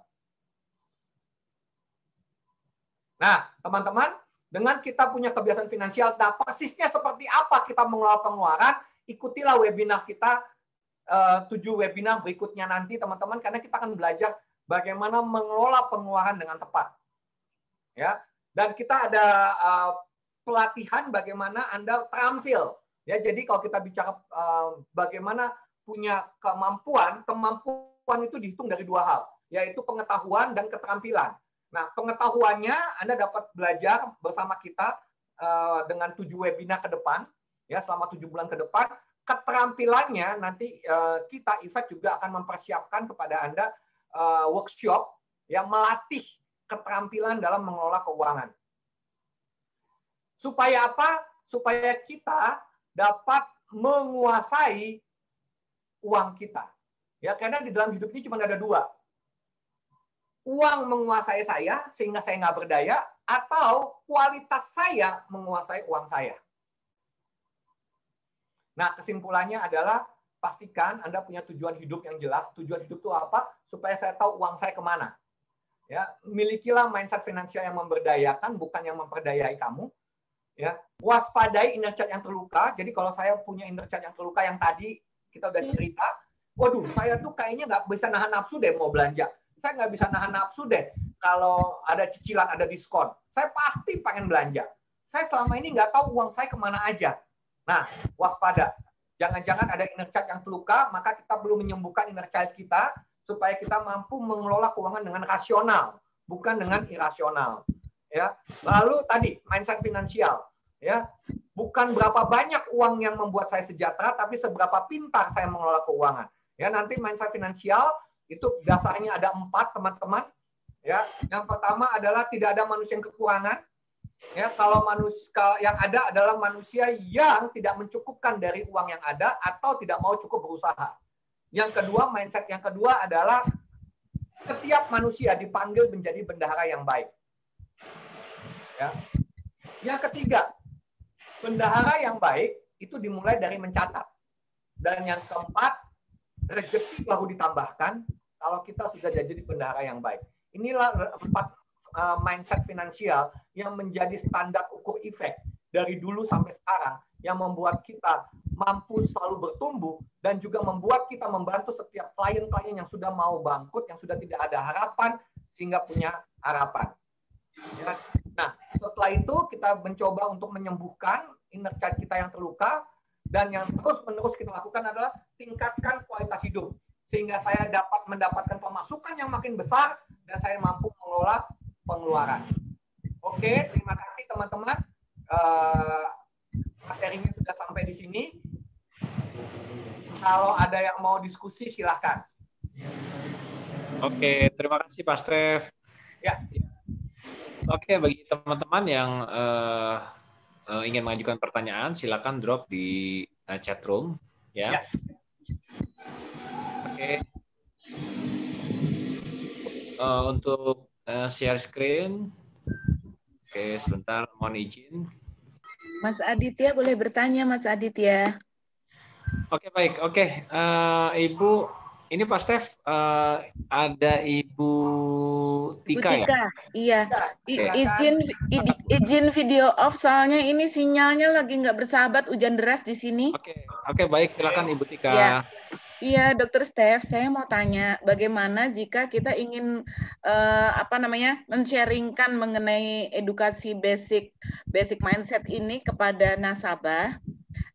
Kita sudah kita bisa punya waktu yang longgar dan bisa menyampaikan ini kepada nasabah, cuman dia adalah pihak istri, suaminya sibuk, sering keluar negeri dan sebagainya. Sementara pengambil keputusan keuangan itu adalah suaminya. Itu gimana solusinya ya, Dokter Steph? Iya, Bu Tika, gini, kita dapat membantu orang dengan cara kita dapat sharing, gitu kan? Nah, kadang-kadang orang males untuk untuk mendengarkan cerita kita. Saya mengusulkan dapat pakai video, Bu. Ini acara hari ini kita rekam sengaja. Tujuannya adalah kalau orang tidak dapat ikut Zoom, maka boleh nonton video kita. Ya, dari nonton video, Ibu Tika nanti dapat tanya kepada suaminya atau kepada istrinya, kira-kira menurut pendapat mereka gimana. Ya, salah satu yang saya usulkan adalah lewat video, lewat YouTube ya maksud saya. Oh, baik Dokter Steph. Tapi tetap kita memberikan komunikasi intens ini ke istrinya ya, karena istrinya kan punya waktu banyak untuk bisa satu frekuensi dengan kita, bisa menerima wawasan mengenai basic financial mindset ini. Ya, nah berarti Bu, kalau misalnya itu masalah suami, berarti kita perlu membantu melatih istrinya untuk mampu berkomunikasi sama suaminya, Bu. Baik. Ya, oke. Challenging ya, Dok. Ya, Thank you, Dr. Steph. Nah, itu kita perlu membujuk istrinya supaya istrinya belajar komunikasi, Bu. Iya. Oh, siap. Oke. Istrinya kan perlu kita motivasi. Iya. Supaya dia mampu berkomunikasi dengan suaminya. Siap. Atau mungkin bisa juga suaminya setelah kita berikan videonya, kemudian kita ajak suami istri ini untuk diskusi melalui Zoom gitu ya, Dokter Steph ya? Ya, kalau suaminya mau dengerin Zoom itu lebih baik, Bu. Sehingga dapat diajak diskusi, yes. Baik. Oke, thank you, Dokter Steph. Terima kasih, Bu Tika. Oke, terima kasih Bu Tika. Oke, sudah menjawab ya. Oke, ini ada lagi nih next pertanyaan. Mungkin ada suara yang bocor, boleh tolong di-mute dulu host ya. Tadi ada Ibu Nikmah ya kalau nggak salah suaranya bocor. Untuk di-mute. Oke, saya akan bacakan satu pertanyaan, Pak. Ya.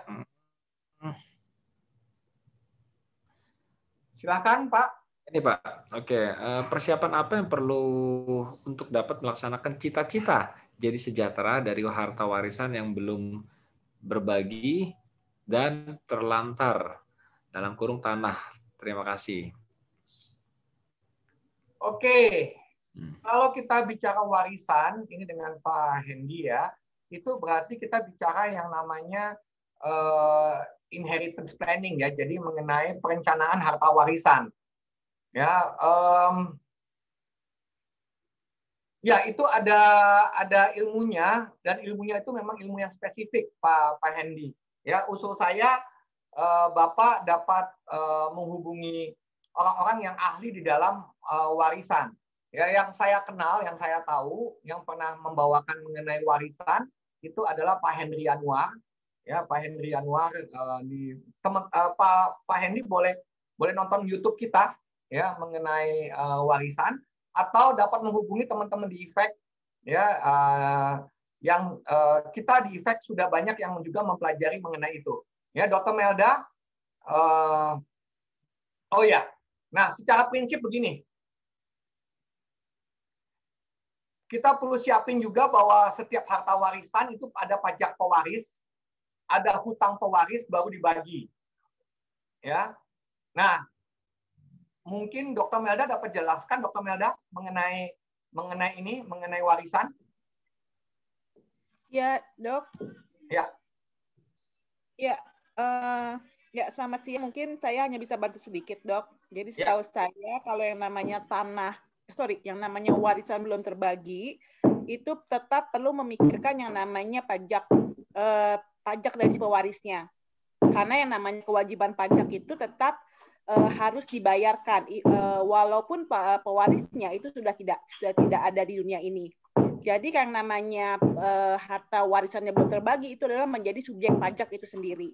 Sehingga pada zaman tax amnesty kemarin itu perlu diperhatikan juga apakah harta yang jadi warisannya belum terbagi ini sudah dicantumkan dalam laporan pajak ataupun dilaporkan dalam tax amnesty. Karena kalau tidak dilaporkan berarti itu akan menjadi denda ataupun menjadi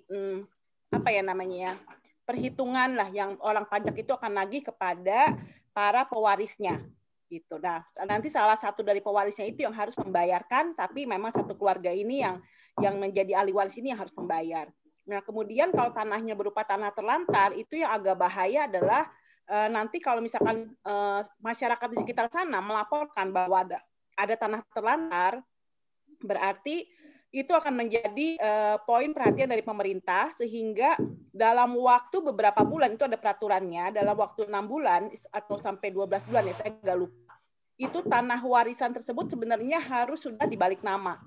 Karena kalau tidak, satu akan kena denda, dan kalau terlantar, itu nanti akan disita oleh pemerintah.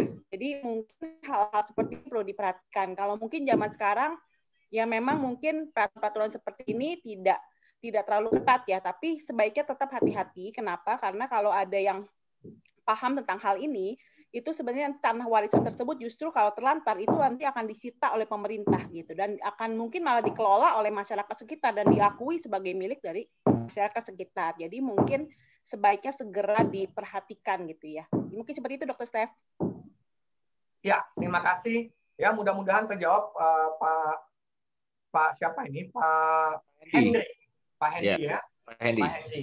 Ya, memang kalau mau detail nanti Pak Hendy boleh japri ya ke Efek, bisa dapat email gitu kan, tapi atau ke pakar yang lain. Ya, kalau saya fokusnya di mindset Pak. Kalau tadi ini sudah lebih detail mengenai kewarisan. Ya. Ya. Oke, itu lebih ke teknis ke arah warisan ya Pak. Ya. Oke, baik. Semoga menjawab Pak Hendy. Ini ada pertanyaan lagi. Oh ya Pak, tolong diulangi tentang bendahara yang baik Pak. Jadi nggak kecatat katanya nomor 1, 2. Ini dari Ibu Sena. Ya, pelan-pelan saya akan jelaskan ya Bu Sena. Tapi juga nanti di materi-materi efek yang lain nanti akan ada slide-nya juga. Ya, jadi yang pertama adalah kami percaya bahwa tidak ada manusia yang kekurangan dalam hidup ini. Ya, dalam hidup ini tidak ada manusia yang kekurangan. Yang ada adalah satu, manusia yang tidak dapat mencukupkan diri, tidak mau mencukupkan diri dari income yang ada, atau yang kedua, manusia yang tidak mau cukup berusaha untuk mendapatkan income tadi. Ya, jadi itu yang pertama, itu keyakinan kami yang pertama. Ya, tidak ada manusia yang kekurangan. Keyakinan kami yang kedua adalah setiap manusia itu artinya Anda dan saya, setiap dari kita itu dipanggil untuk menjadi bendahara yang baik bagi diri sendiri maupun bagi keluarga. Ya, itu yang kedua. Ya, keyakinan yang kedua. Jadi saya dan Anda dipanggil menjadi bendahara. Bendahara itu artinya apa? Bagaimana mampu membalance antara pemasukan dengan pengeluaran itu nol, ya, menjadi balance. Ya, sedikit apapun income yang kita masuk, kita perlu mampu mengaturnya supaya seimbang dengan pengeluaran. Itu memang tugas bendahara seperti itu. Dan ternyata bukan hanya tugas bendahara secara sekolah. Anda dan saya punya tanggung jawab yang sama. Itu yang kedua. Yang ketiga, rezeki dari Tuhan, ya, rezeki dari Tuhan itu baru akan ditambahkan kalau saya mampu jadi bendahara yang baik. Artinya, kalau saya selama ini masih banyak minus, akan susah untuk mendapatkan tambahan rezeki. Ya, jadi berapa kali kami nolong orang, ya, lalu klien kami selalu mengatakan, Pak, nggak ada solusi, Pak. Solusi cuma satu, Pak. Bagaimana cara nambah income? Nah, selama fokusnya dia bagaimana menambah income, ternyata nggak ada solusi, teman-teman. Solusi baru muncul setelah kita, Anda dan saya mau mengakui, oke, kenyataannya income saya segini. Ya, dulu income saya 10 juta sebulan, sekarang turun jadi 3 juta sebulan, itu kenyataan.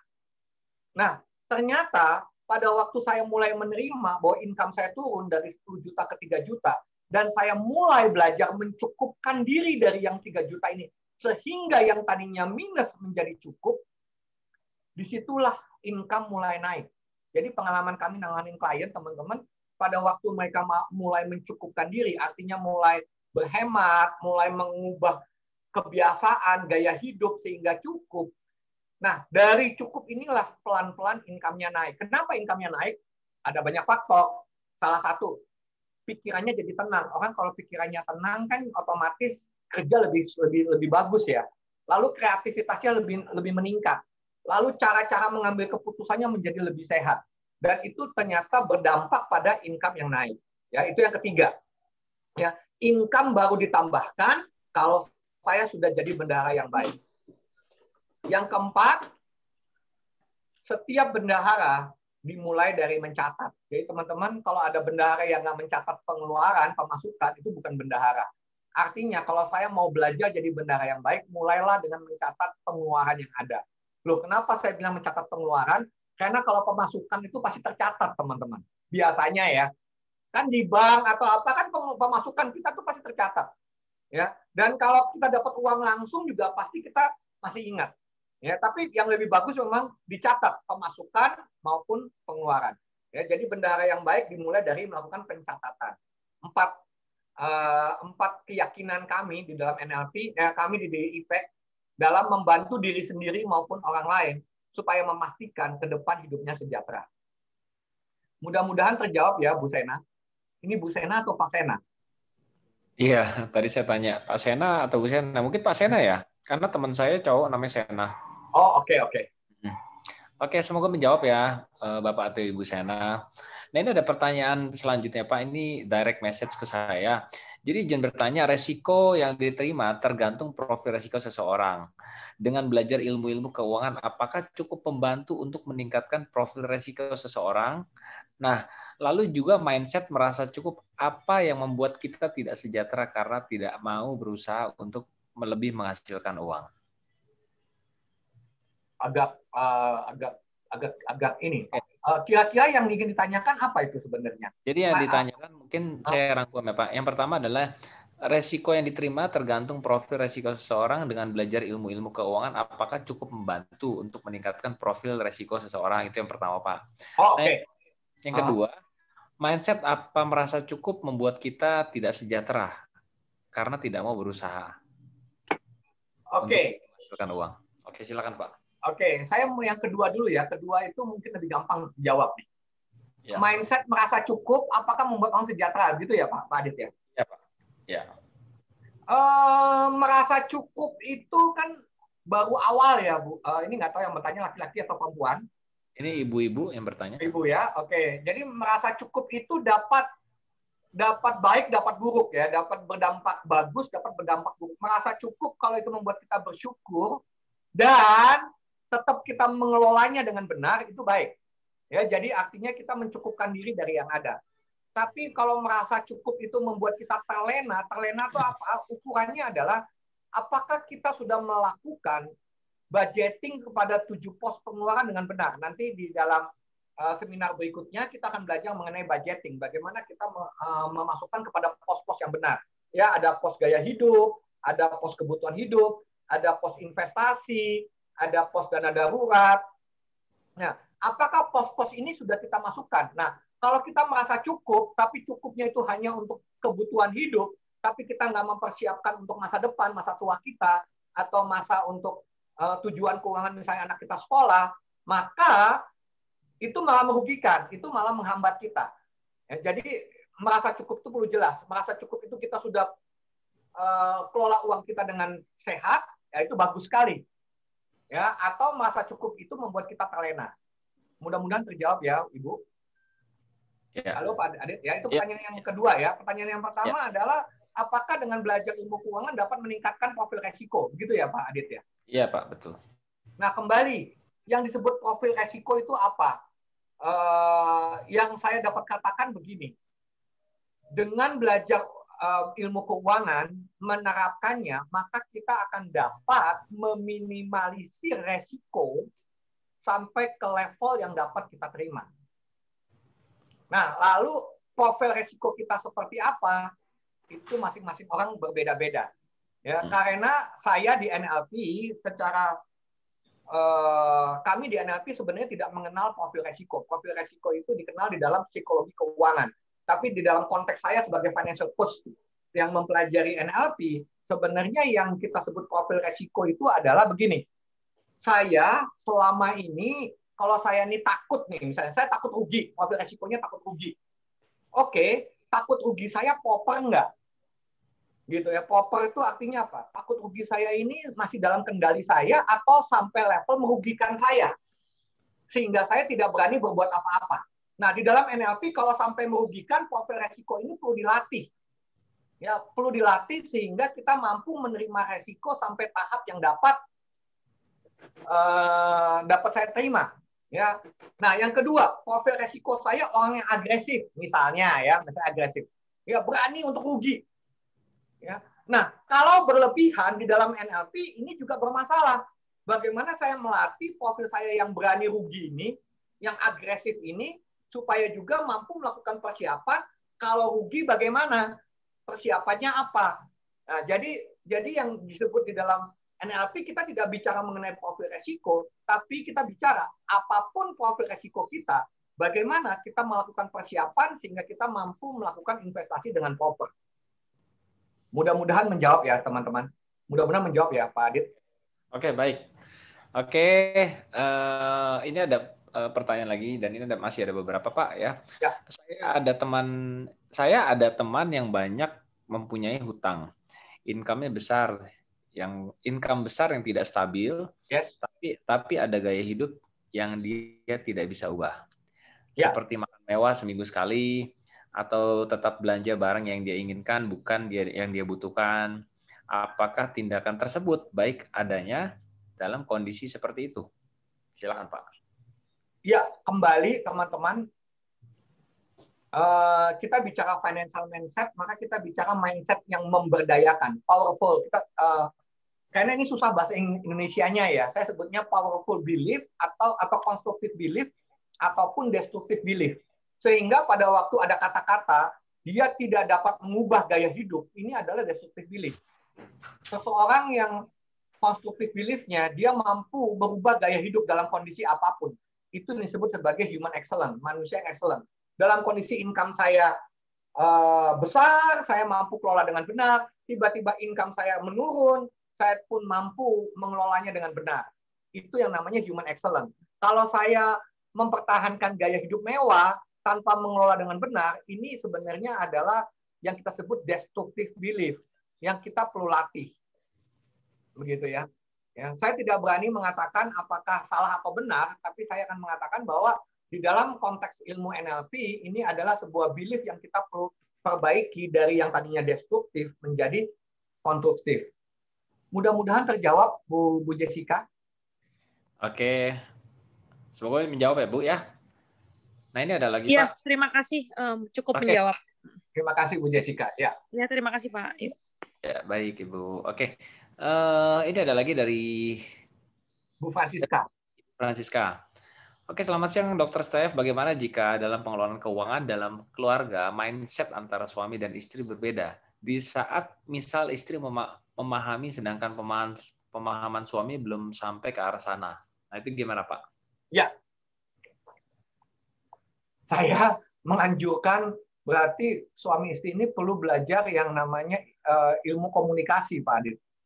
Ya. Gitu. Ya, ini adalah bukan ilmu keuangan, ini belajarnya ilmu komunikasi. Ya, bagaimana kita berelasi antara suami dan istri. Ya, bahkan lebih detail lagi, kita perlu paham pada waktu suami dan istri itu punya pemahaman yang sama, seringkali suami istri ini kita akan hidup dalam kondisi menang atau kalah, no or never. Kita seringkali berantem suami istri itu adalah benar salah. Kamu salah, pendapat kamu salah, mindset kamu salah, mindset saya yang benar. Nah, teman-teman, selama hubungan suami istri ini hidupnya adalah benar salah, ya kan, benar salah atau menang kalah, maka hubungan ini akan menjadi tidak sehat. Ini tidak hanya bicara masalah keuangan, ini kita bicara mengenai bagaimana membentuk family yang tepat.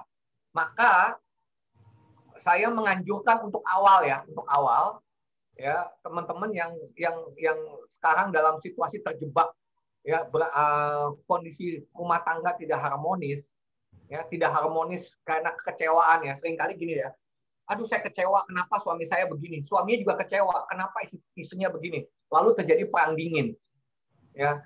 Maka cara paling apa ya, kita sebutnya P3K lah ya, P3K ya, pertolongan pertama supaya hubungan dingin ini tidak timbul, tidak berujung pada perceraian adalah mari kita belajar negosiasi.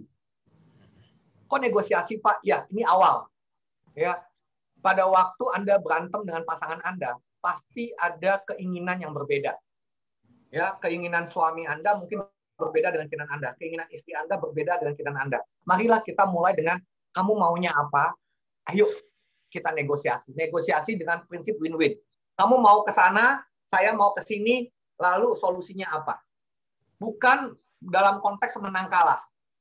Nah, nanti kalau sudah mau lebih canggih, kita belajar ya, bagaimana membuat pasangan kita mengikuti apa yang kita mau. Itu namanya hukum leadership, hukum kepemimpinan, hukum perbudakan ya Pak Adit ya. Ya, belajar hukum leadership. Nah, itu tidak dapat diajarkan di sini. Teman-teman boleh kalau mau belajar itu kita ada programnya namanya co-founding ya, Pak Adit ya. Ya, nanti akan diumumin di itu namanya basic bagaimana kita punya kemampuan memimpin suami kita atau memimpin istri kita. Tapi kalau kita bicara saat ini situasinya seperti itu, gimana belajarlah negosiasi, prinsipnya win-win. Jadi gini, aduh masa dia begitu kan menguntungkan dia, nggak dapat begitu. Saat ini solusinya adalah oke deh. Saya lagi nggak sinkron nih dengan pasangan saya, lagi nggak sinkron. Saya lagi kecewa banget sama pasangan saya. Tapi kan perceraian bukanlah jalan keluar. Lalu toh kekecewaan ini harus ada solusi. Maka mulailah dengan negosiasi. Ya sudahlah, kamu maunya apa? Dari saya yang paling penting maunya apa? Lalu jalan tengahnya seperti apa? Mungkin itu dapat membantu Bu Francisca. Oke. Ya, semoga terjawab ya, Bu. Oke, ini lanjut ke pertanyaan berikutnya, Pak. Ini dari YouTube ya. Ini yang tanya adalah Bapak Ong Cahyadi. Bagaimana caranya mengatur keuangan kalau bukan kita yang handle, Pak? Ya. Oh, oke. Mungkin maksudnya begini ya. Uang itu semuanya kita serahkan ke istri atau ke suami. Ini Bapak ya? Betul, mungkin sepertinya begitu ya. Uang itu 100% diserahkan ke istri, lalu istri kelolanya kita nggak puas. Mungkin begitu kali ya? Iya, sepertinya seperti itu, Pak. Saya nggak puas dengan cara istri saya mengelola keuangan, begitu ya? Iya. Yang pertama, Pak, sama, belajar negosiasi. Ya, belajar negosiasi. Gitu kan?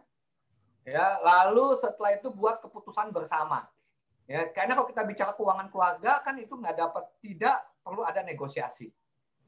Ya, nah yang kedua adalah lalu kalau memang ternyata pasangan kita benar-benar tanda kutip tidak mau mengelola artinya gini.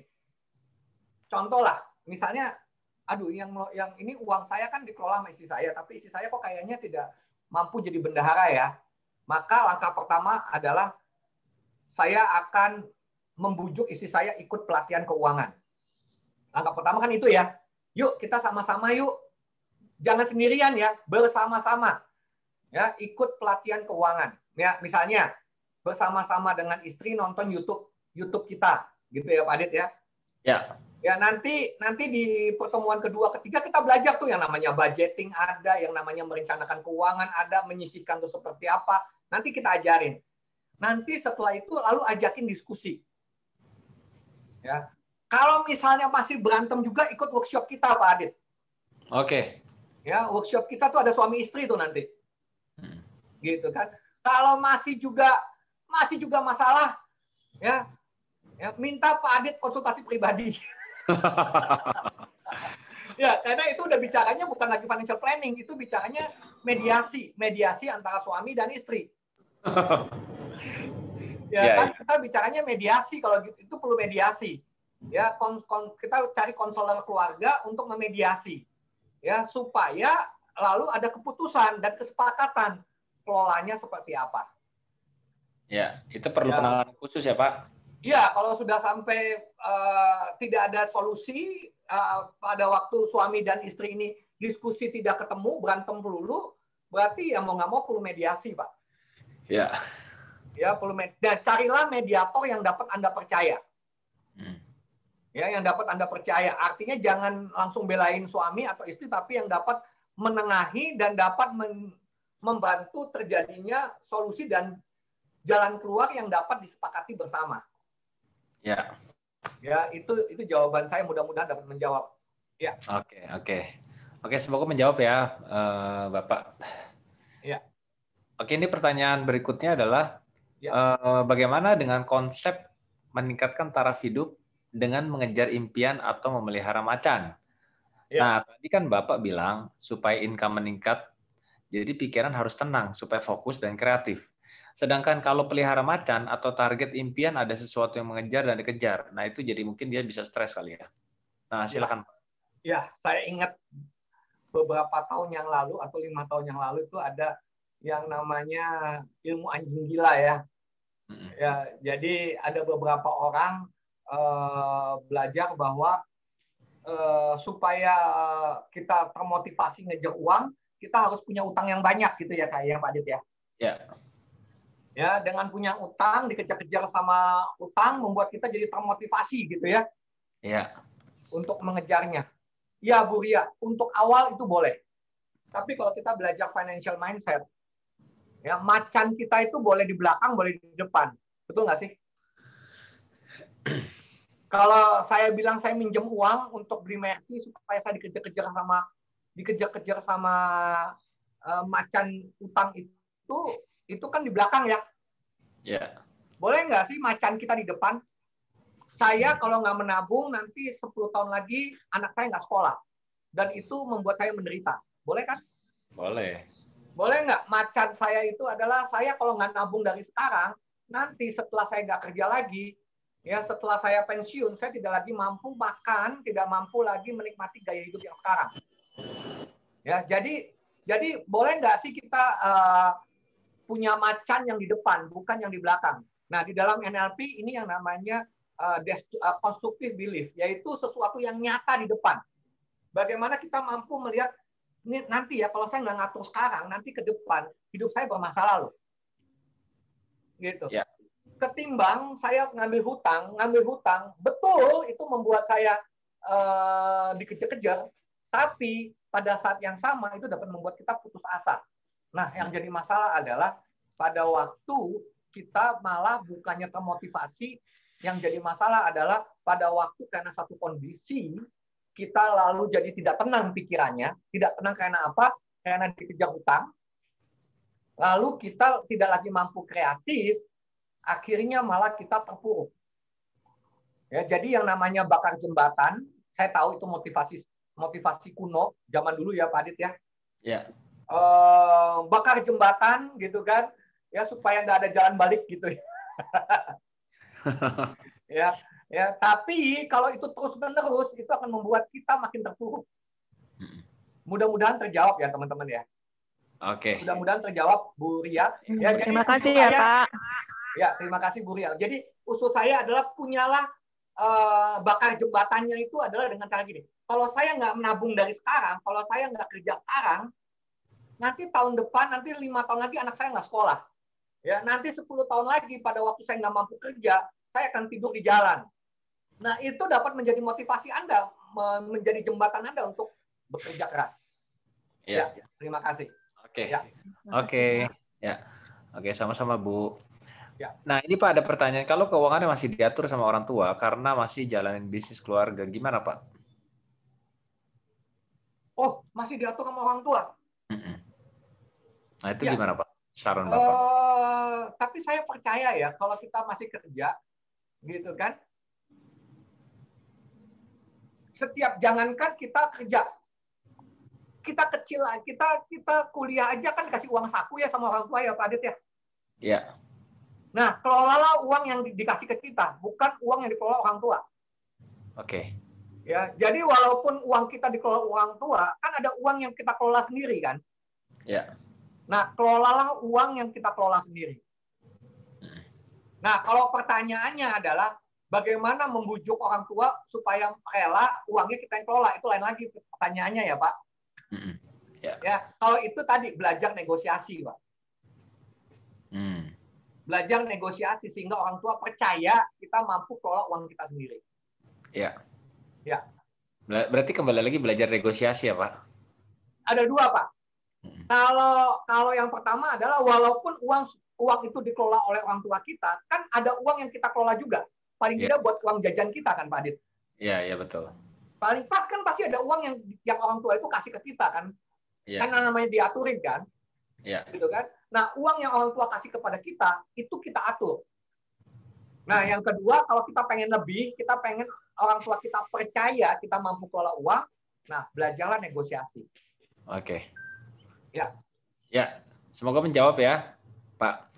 Oke, berikutnya adalah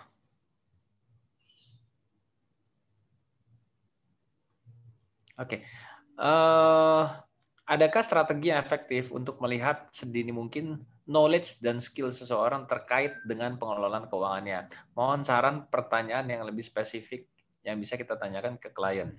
Terima kasih. Oke. Berarti Bu Irma ini bagaimana kita bertanya kepada klien kita, begitu ya?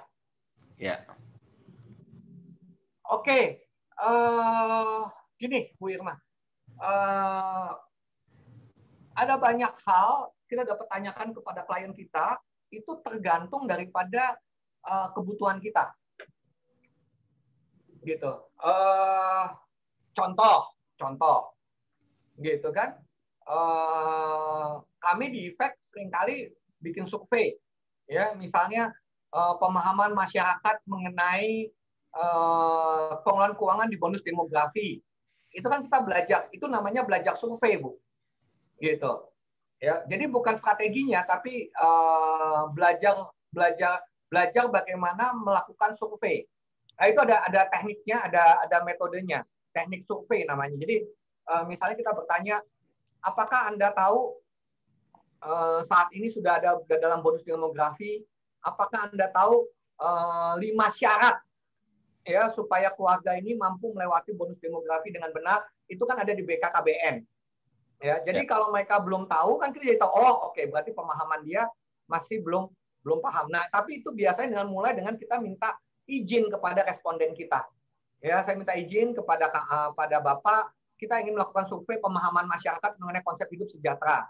Ya, contoh, kami minta izin kepada Bapak, kami ingin melakukan survei pemahaman masyarakat mengenai investasi.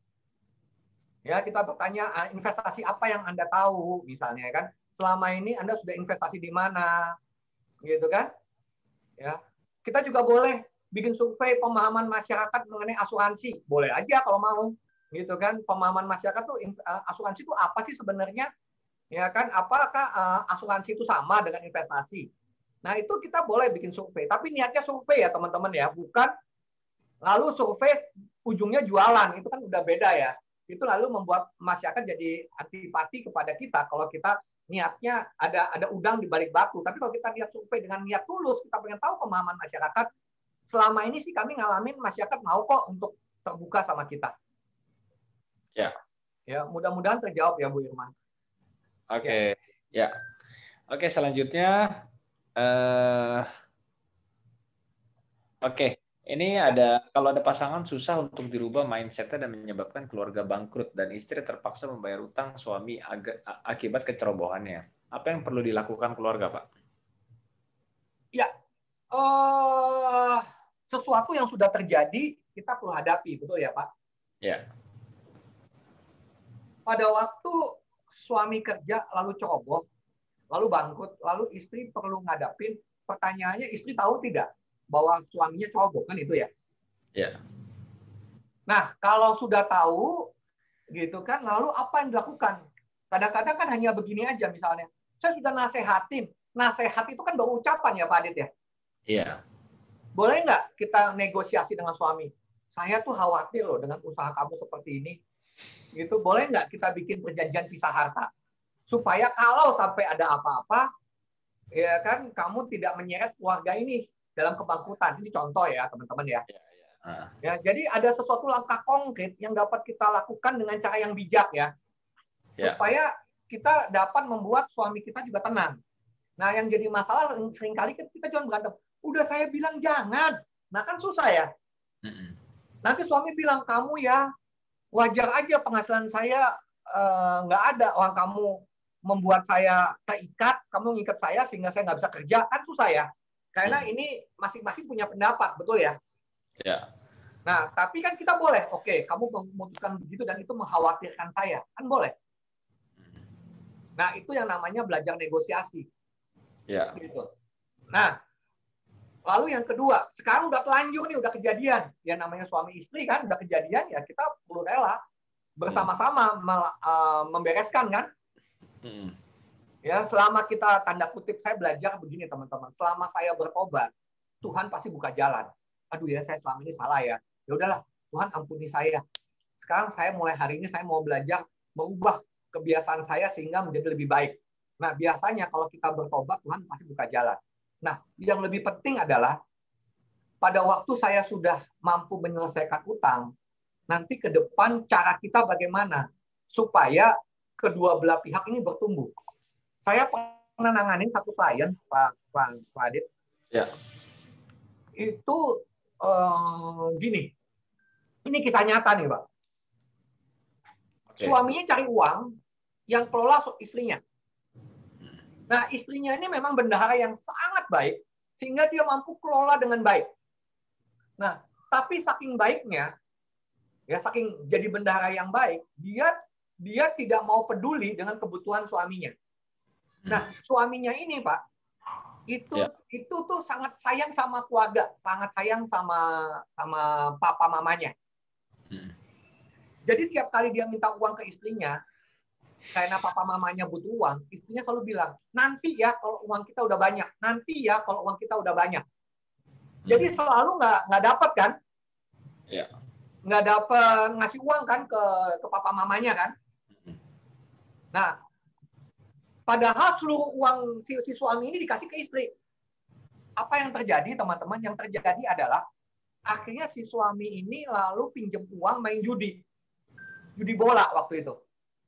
Pinjam uang, judi bola, diam-diam. Udah judi bola, kalah lagi. Waduh. Akibatnya kan hutangnya makin dalam kan? Kacau itu. Nah, setelah hutangnya makin dalam, akhirnya istrinya tahu kan, Pak? Istrinya tahu. Dan istrinya marah besar karena si suami minjem uang nggak bilang ke dia kan? Iya. Nah, setelah itu itu namanya mediasi ya Pak Adit ya. Itu namanya mediasi. Saya nanya sama suaminya, kenapa? Iya Pak, saya itu pengen kasih ke orang tua tapi nggak dapat. Si istri bilang, iya Pak, nggak mungkin saya kasih. Kita masih minus, kita masih pas-pasan. Bahasanya pas-pasan, ini memang jago ya. Sehingga dia mampu pas-pasan. Oke, nah sekarang kamu maunya apa? Si suami merasa, buat apa saya kerja keras? Toh pada akhirnya saya nggak dapat nikmatin, yang nikmatin kan istri saya. Nah sekarang solusinya gimana? Nah puji Tuhan, akhirnya istrinya sadar. Lalu istrinya bilang, oke, sekarang kita menghemat ya, ikat pinggang dihemat, terus dia bayarin, ya dia nyicil utang suaminya, dan sekarang berapapun penghasilan, dia membudgeting juga buat orang tua suaminya, Pak. Nah, suaminya tenang dong, karena kan dibudgeting kan, walaupun lagi sedikit income-nya kan. Iya. Nah, disitulah keduanya lalu sekarang menjadi lebih baik. Sekarang hutangnya sudah lunas, ya, yang tadinya punya mobil Mercy dijual, Mercy-nya sambil percucuan air mata. Iya, karena itu adalah Mercy pertama, dan Mercy itu adalah kebanggaan dari si istri bahwa dia dan ini sudah berhasil kan gitu ya. Sekarang harus dijual untuk beresin utang. Nah, sekarang mereka sudah mampu bangkit lagi. Belum punya Mercy sih, tapi sudah mulai ngumpulin uang buat beli Mercy. Dari recovery ya, Pak? Oh, udah mulai ngumpulin uang buat beli Mercy ya? Ya, belum beli Mercy, tapi dia sudah mulai ngumpulin uang. Oke. Jadi utangnya udah lunas, sudah beres. Terus dia sudah mulai budgeting, gitu kan? Dan dua-duanya kemana-mana itu naik busway, Pak. Oh, gitu ya? Ya, dia pilihnya Mercy, bukan mobil yang lain. Dia demi beli Mercy, dia kemana-mana naik busway, ya nggak apa-apa. Ya. Itu kan cara dia ngelola uang. Betul. Itu kan pilihan. Ya. Ya mudah-mudahan menjawab ya teman-teman ya bahwa mediasi antara suami istri itu penting sekali. Iya, betul. Ya. Oke, pertanyaan selanjutnya ini ada 2 pertanyaan terakhir dan pertanyaan sudah ditutup ya teman-teman. Oke, bagaimana cara kita tahu apakah perilaku kita ini menyimpang atau destruktif karena kadang sulit diketahui? Bagaimana kita tahu bahwa perilaku kita ini menyimpang atau destruktif? Oke, sebagai gambaran dasar ini, Pak. Tadi saya sudah ceritakan ini untuk awal ya, untuk tahu awalnya aja ya, teman-teman ya. Ya. Nah, ini, apakah saya sekarang ini punya masalah keuangan? Apakah saya sama ini punya masalah pekerjaan? Pekerjaan itu misalnya gini loh, sering ganti-ganti pekerjaan, kok kayaknya selalu ada masalah dengan orang lain kan gitu ya. Lalu apakah saya punya masalah ada hubungan dengan orang tua, dengan istri, dengan pasangan, dengan anak? Apakah saya punya adiksi kecanduan yang saya tidak mampu selesaikan? Nah, ini adalah salah satu sign bahwa ada inner child atau pola pikir yang kita perlu latih dan kita bereskan. Itu yang pertama. Lalu yang kedua, teman-teman, kalau teman-teman belajar di Efek, teman-teman akan tahu yang namanya 7 pos pengelolaan Efek, yang namanya Mind Wealth. Betul ya, Pak Adit ya? Ya. Nah, jadi kalau selama ini teman-teman dan keluarga mampu mengisi ke-7 pos ini dengan sehat, itu menunjukkan bahwa teman-teman paling tidak untuk awal sudah sehat. Tapi kalau 7 pos ini masih ada yang belum terisi dengan benar, nah itu juga salah satu tanda bahwa kita perlu belajar dan berlatih lagi. Ya, saya tidak bilang bahwa kita salah ya. Kalau teman-teman perhatikan, saya tidak pernah mengatakan bahwa perilaku Anda benar atau salah, karena susah kita menyebut benar dan salah. Saya hanya mengatakan bahwa kalau kita sudah mampu menabung di dalam 7 pos itu dengan sehat, ya itu menunjukkan bahwa kita paling tidak ada di jalan yang benar untuk hidup sejahtera. Oke. Ya, mudah-mudahan terjawab, Pak. Ya. Oke. Satu pertanyaan terakhir. Ya. Ini saya ada teman yang banyak mempunyai utang, income-nya besar, tidak stabil, tapi ada gaya hidup yang tidak pernah bisa diubah. Oh, tadi sudah. Oke, seperti sudah dijawab nih, Pak. Sudah Oke. ya? Sudah, Pak. Ini sudah selesai dan ini bahkan ada yang tanya agenda workshop negosiasinya kapan. Nah, oke, nanti makanya jangan kemana-mana dulu, Bapak Ibu ya. Oke, pertanyaan sudah dijawab semua. Oke, saya lanjut untuk saya share screen. Oke, teman-teman, rekan-rekan semua, bagi ada yang ingin bertanya seputar materi dan FinEdu acara kita, boleh kirimkan ke alamat email finedu.id@gmail.com dengan format nama, hal ingin yang ditanyakan, dan tahu acara ini dari mana. Oke, silakan teman-teman ya, di capture atau di catat. Oke, jangan lupa nanti sebelum acara dimulai, sesudah acara selesai, ini teman-teman bisa isi feedback form seperti biasa ya, teman-teman, untuk memberikan input dan saran kepada kami semua. Oke, silakan. Lalu, nah ini ada next event ya, kapan dan apa sih acara berikutnya? Nah ini teman-teman bisa lihat ya. Nah ini acara kita yang berikut adalah pada tanggal 17 April ya 2021, teman-teman. Acara ini 2 minggu ke depan ya. Nah ini temanya adalah menatap fondasi bisnis, strategi legitkan bisnis di era baru. Dengan pembicara adalah Bapak Rudy Lukito, ya, CMT NLP. Nah ini juga NLP practitioner. Nah teman-teman jangan lupakan catat tanggalnya dan pastikan Anda semua hadir karena pastinya akan berguna sekali buat Anda. Oke, nah acara berikutnya adalah kita juga punya ya bagi teman-teman yang ingin lebih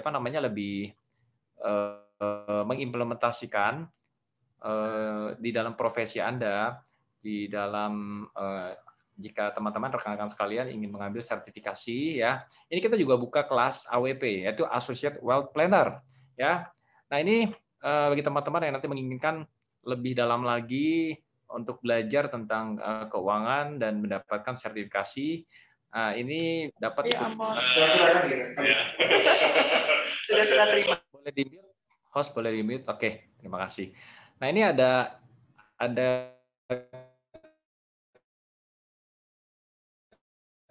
kelas AWP Associate Wealth Planner dan ada kelas lain dan financial course ya. Plus AWP untuk kelas reguler ini yang akan dibahas adalah basic financial planning ya. Terus ini diperuntukkan untuk komunitas alumni juga dan ini terbuka untuk setiap peserta, setiap orang ya.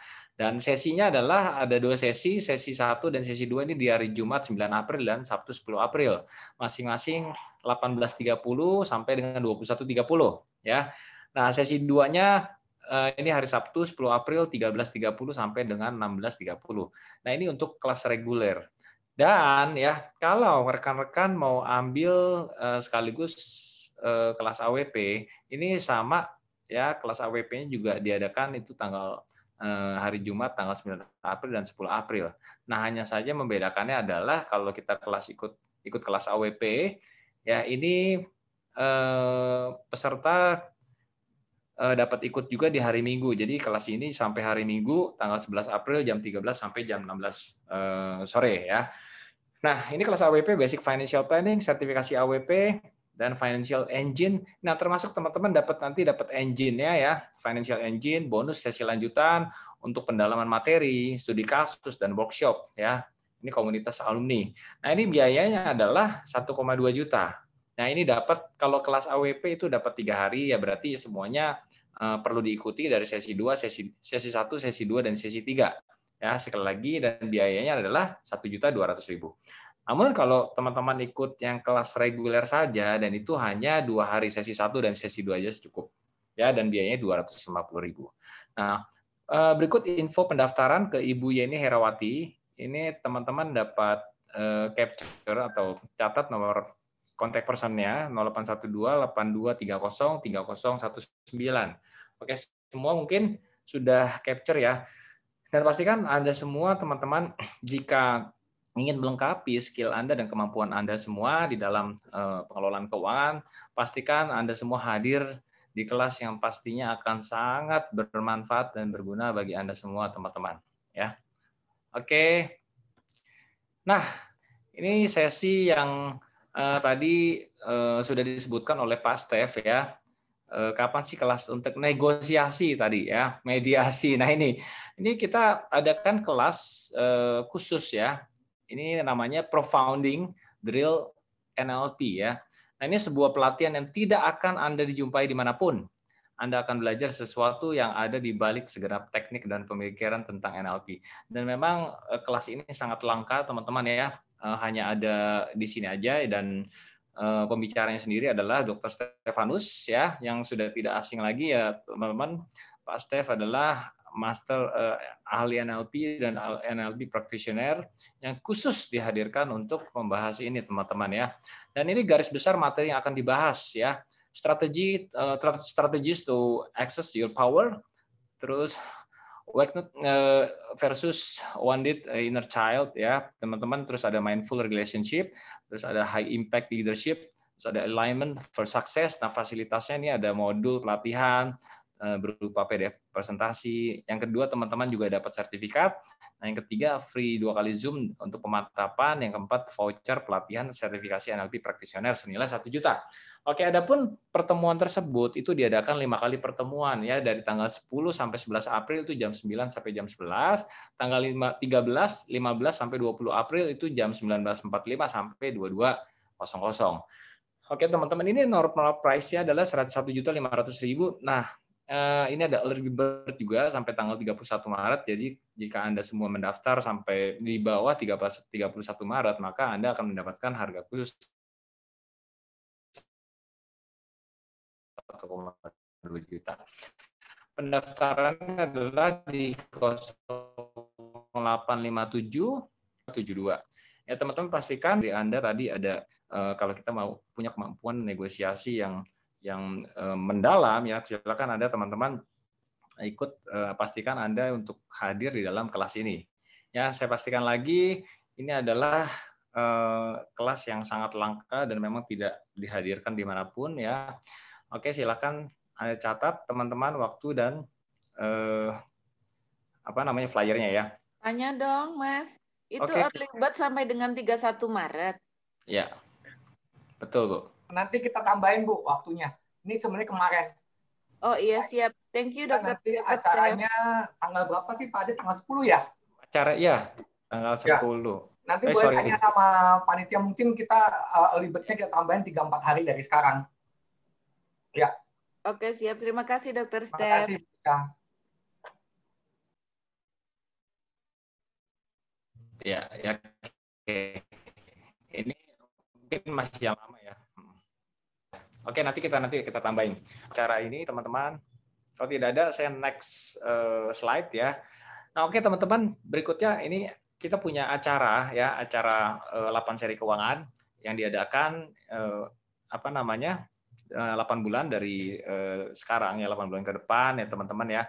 Ini ada beberapa tema yang akan dibawakan oleh masing-masing pembicara ya teman-teman. Ada basic mindset ya, ini yang sudah dibawakan oleh Pak Steph, terus ada fondasi keuangan sehat oleh Ibu Yeni Herawati, ada budgeting Ibu Olivia, persiapan awal investasi dan saya sendiri Aditya, ada Dr. Melda financial habit dan Ibu Betty simple financial checkup, dan Bapak Daniel itu dana darurat, serta Pak Mario itu manajemen hutang ya. Jadi pastikan memang ini jadwal-jadwal ini memang kita rancang untuk beberapa bulan ke depan selama tahun 2021. Oke, selanjutnya jangan lupa untuk join di grup WhatsApp grup kita Sahabat Finedu. Ya, ini linknya dan Telegram kita. Silakan dicatat teman-teman. Pastikan Anda tidak ketinggalan informasi-informasi tentang pengelolaan keuangan dan ilmu-ilmu keuangan lainnya. Dan ini ada Instagram kita finedu.id dan YouTube channel kita Finedu Indonesia. Oke. Oke, Pak Steph. Acara kita tutup. Halo, ini suaranya agak ini ya. Halo.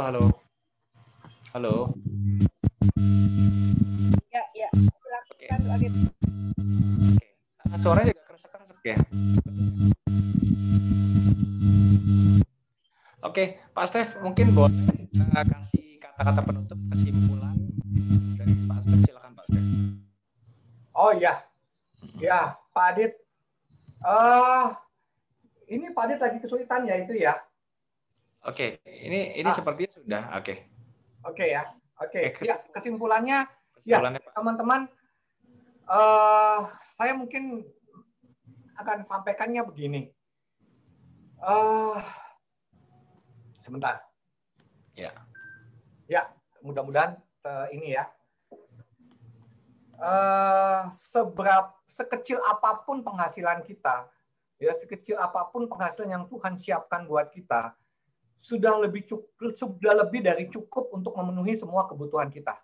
Ya, ini pengalaman kami teman-teman ya. Sekecil apapun income yang Tuhan siapkan buat Anda dan saya, sebenarnya sudah lebih dari cukup untuk memenuhi semua kebutuhan kita. Tetapi sebesar apapun income yang kita punya, tidak akan pernah cukup untuk memenuhi kebutuhan hawa nafsu kita. Jadi kelolalah hawa nafsu kita, kelolalah keinginan kita, agar selalu cukup dengan income yang kita punya. Maka kita akan dapat memastikan ke depan hidup kita sejahtera. Mungkin dari saya itu saja Pak Adit. Oke, super sekali. Oke, terima kasih Pak Steph ya. Semoga bermanfaat untuk kita semua pada siang hari ini. Oke, dan jangan lupa jika teman-teman bagi yang membutuhkan sertifikat ya dari Efek, bagi teman-teman yang membutuhkan baik itu untuk menunjang profesi Anda semua ya, kita menyediakan fasilitas untuk ini ya. Kita punya inisiatif untuk membantu rekan-rekan semua ya. Bagi yang Anda semua membutuhkan sertifikat, silakan mendaftarkan ke link ini ya teman-teman. dengan biaya 30.000 BCA atas nama Yeni Herawati ya. Maka kita akan memberikannya untuk teman-teman semua. Oke. Nah, itu saja. Terima kasih teman-teman ya. Semoga acara siang hari ini bermanfaat untuk kita semua dan terima kasih Pak Stef. Salam sejahtera untuk Anda semua. Saya Aditya ucapkan undur diri dari hadapan Anda semua. Selamat sore semua. Silakan host. Lagu penutup. Terima kasih.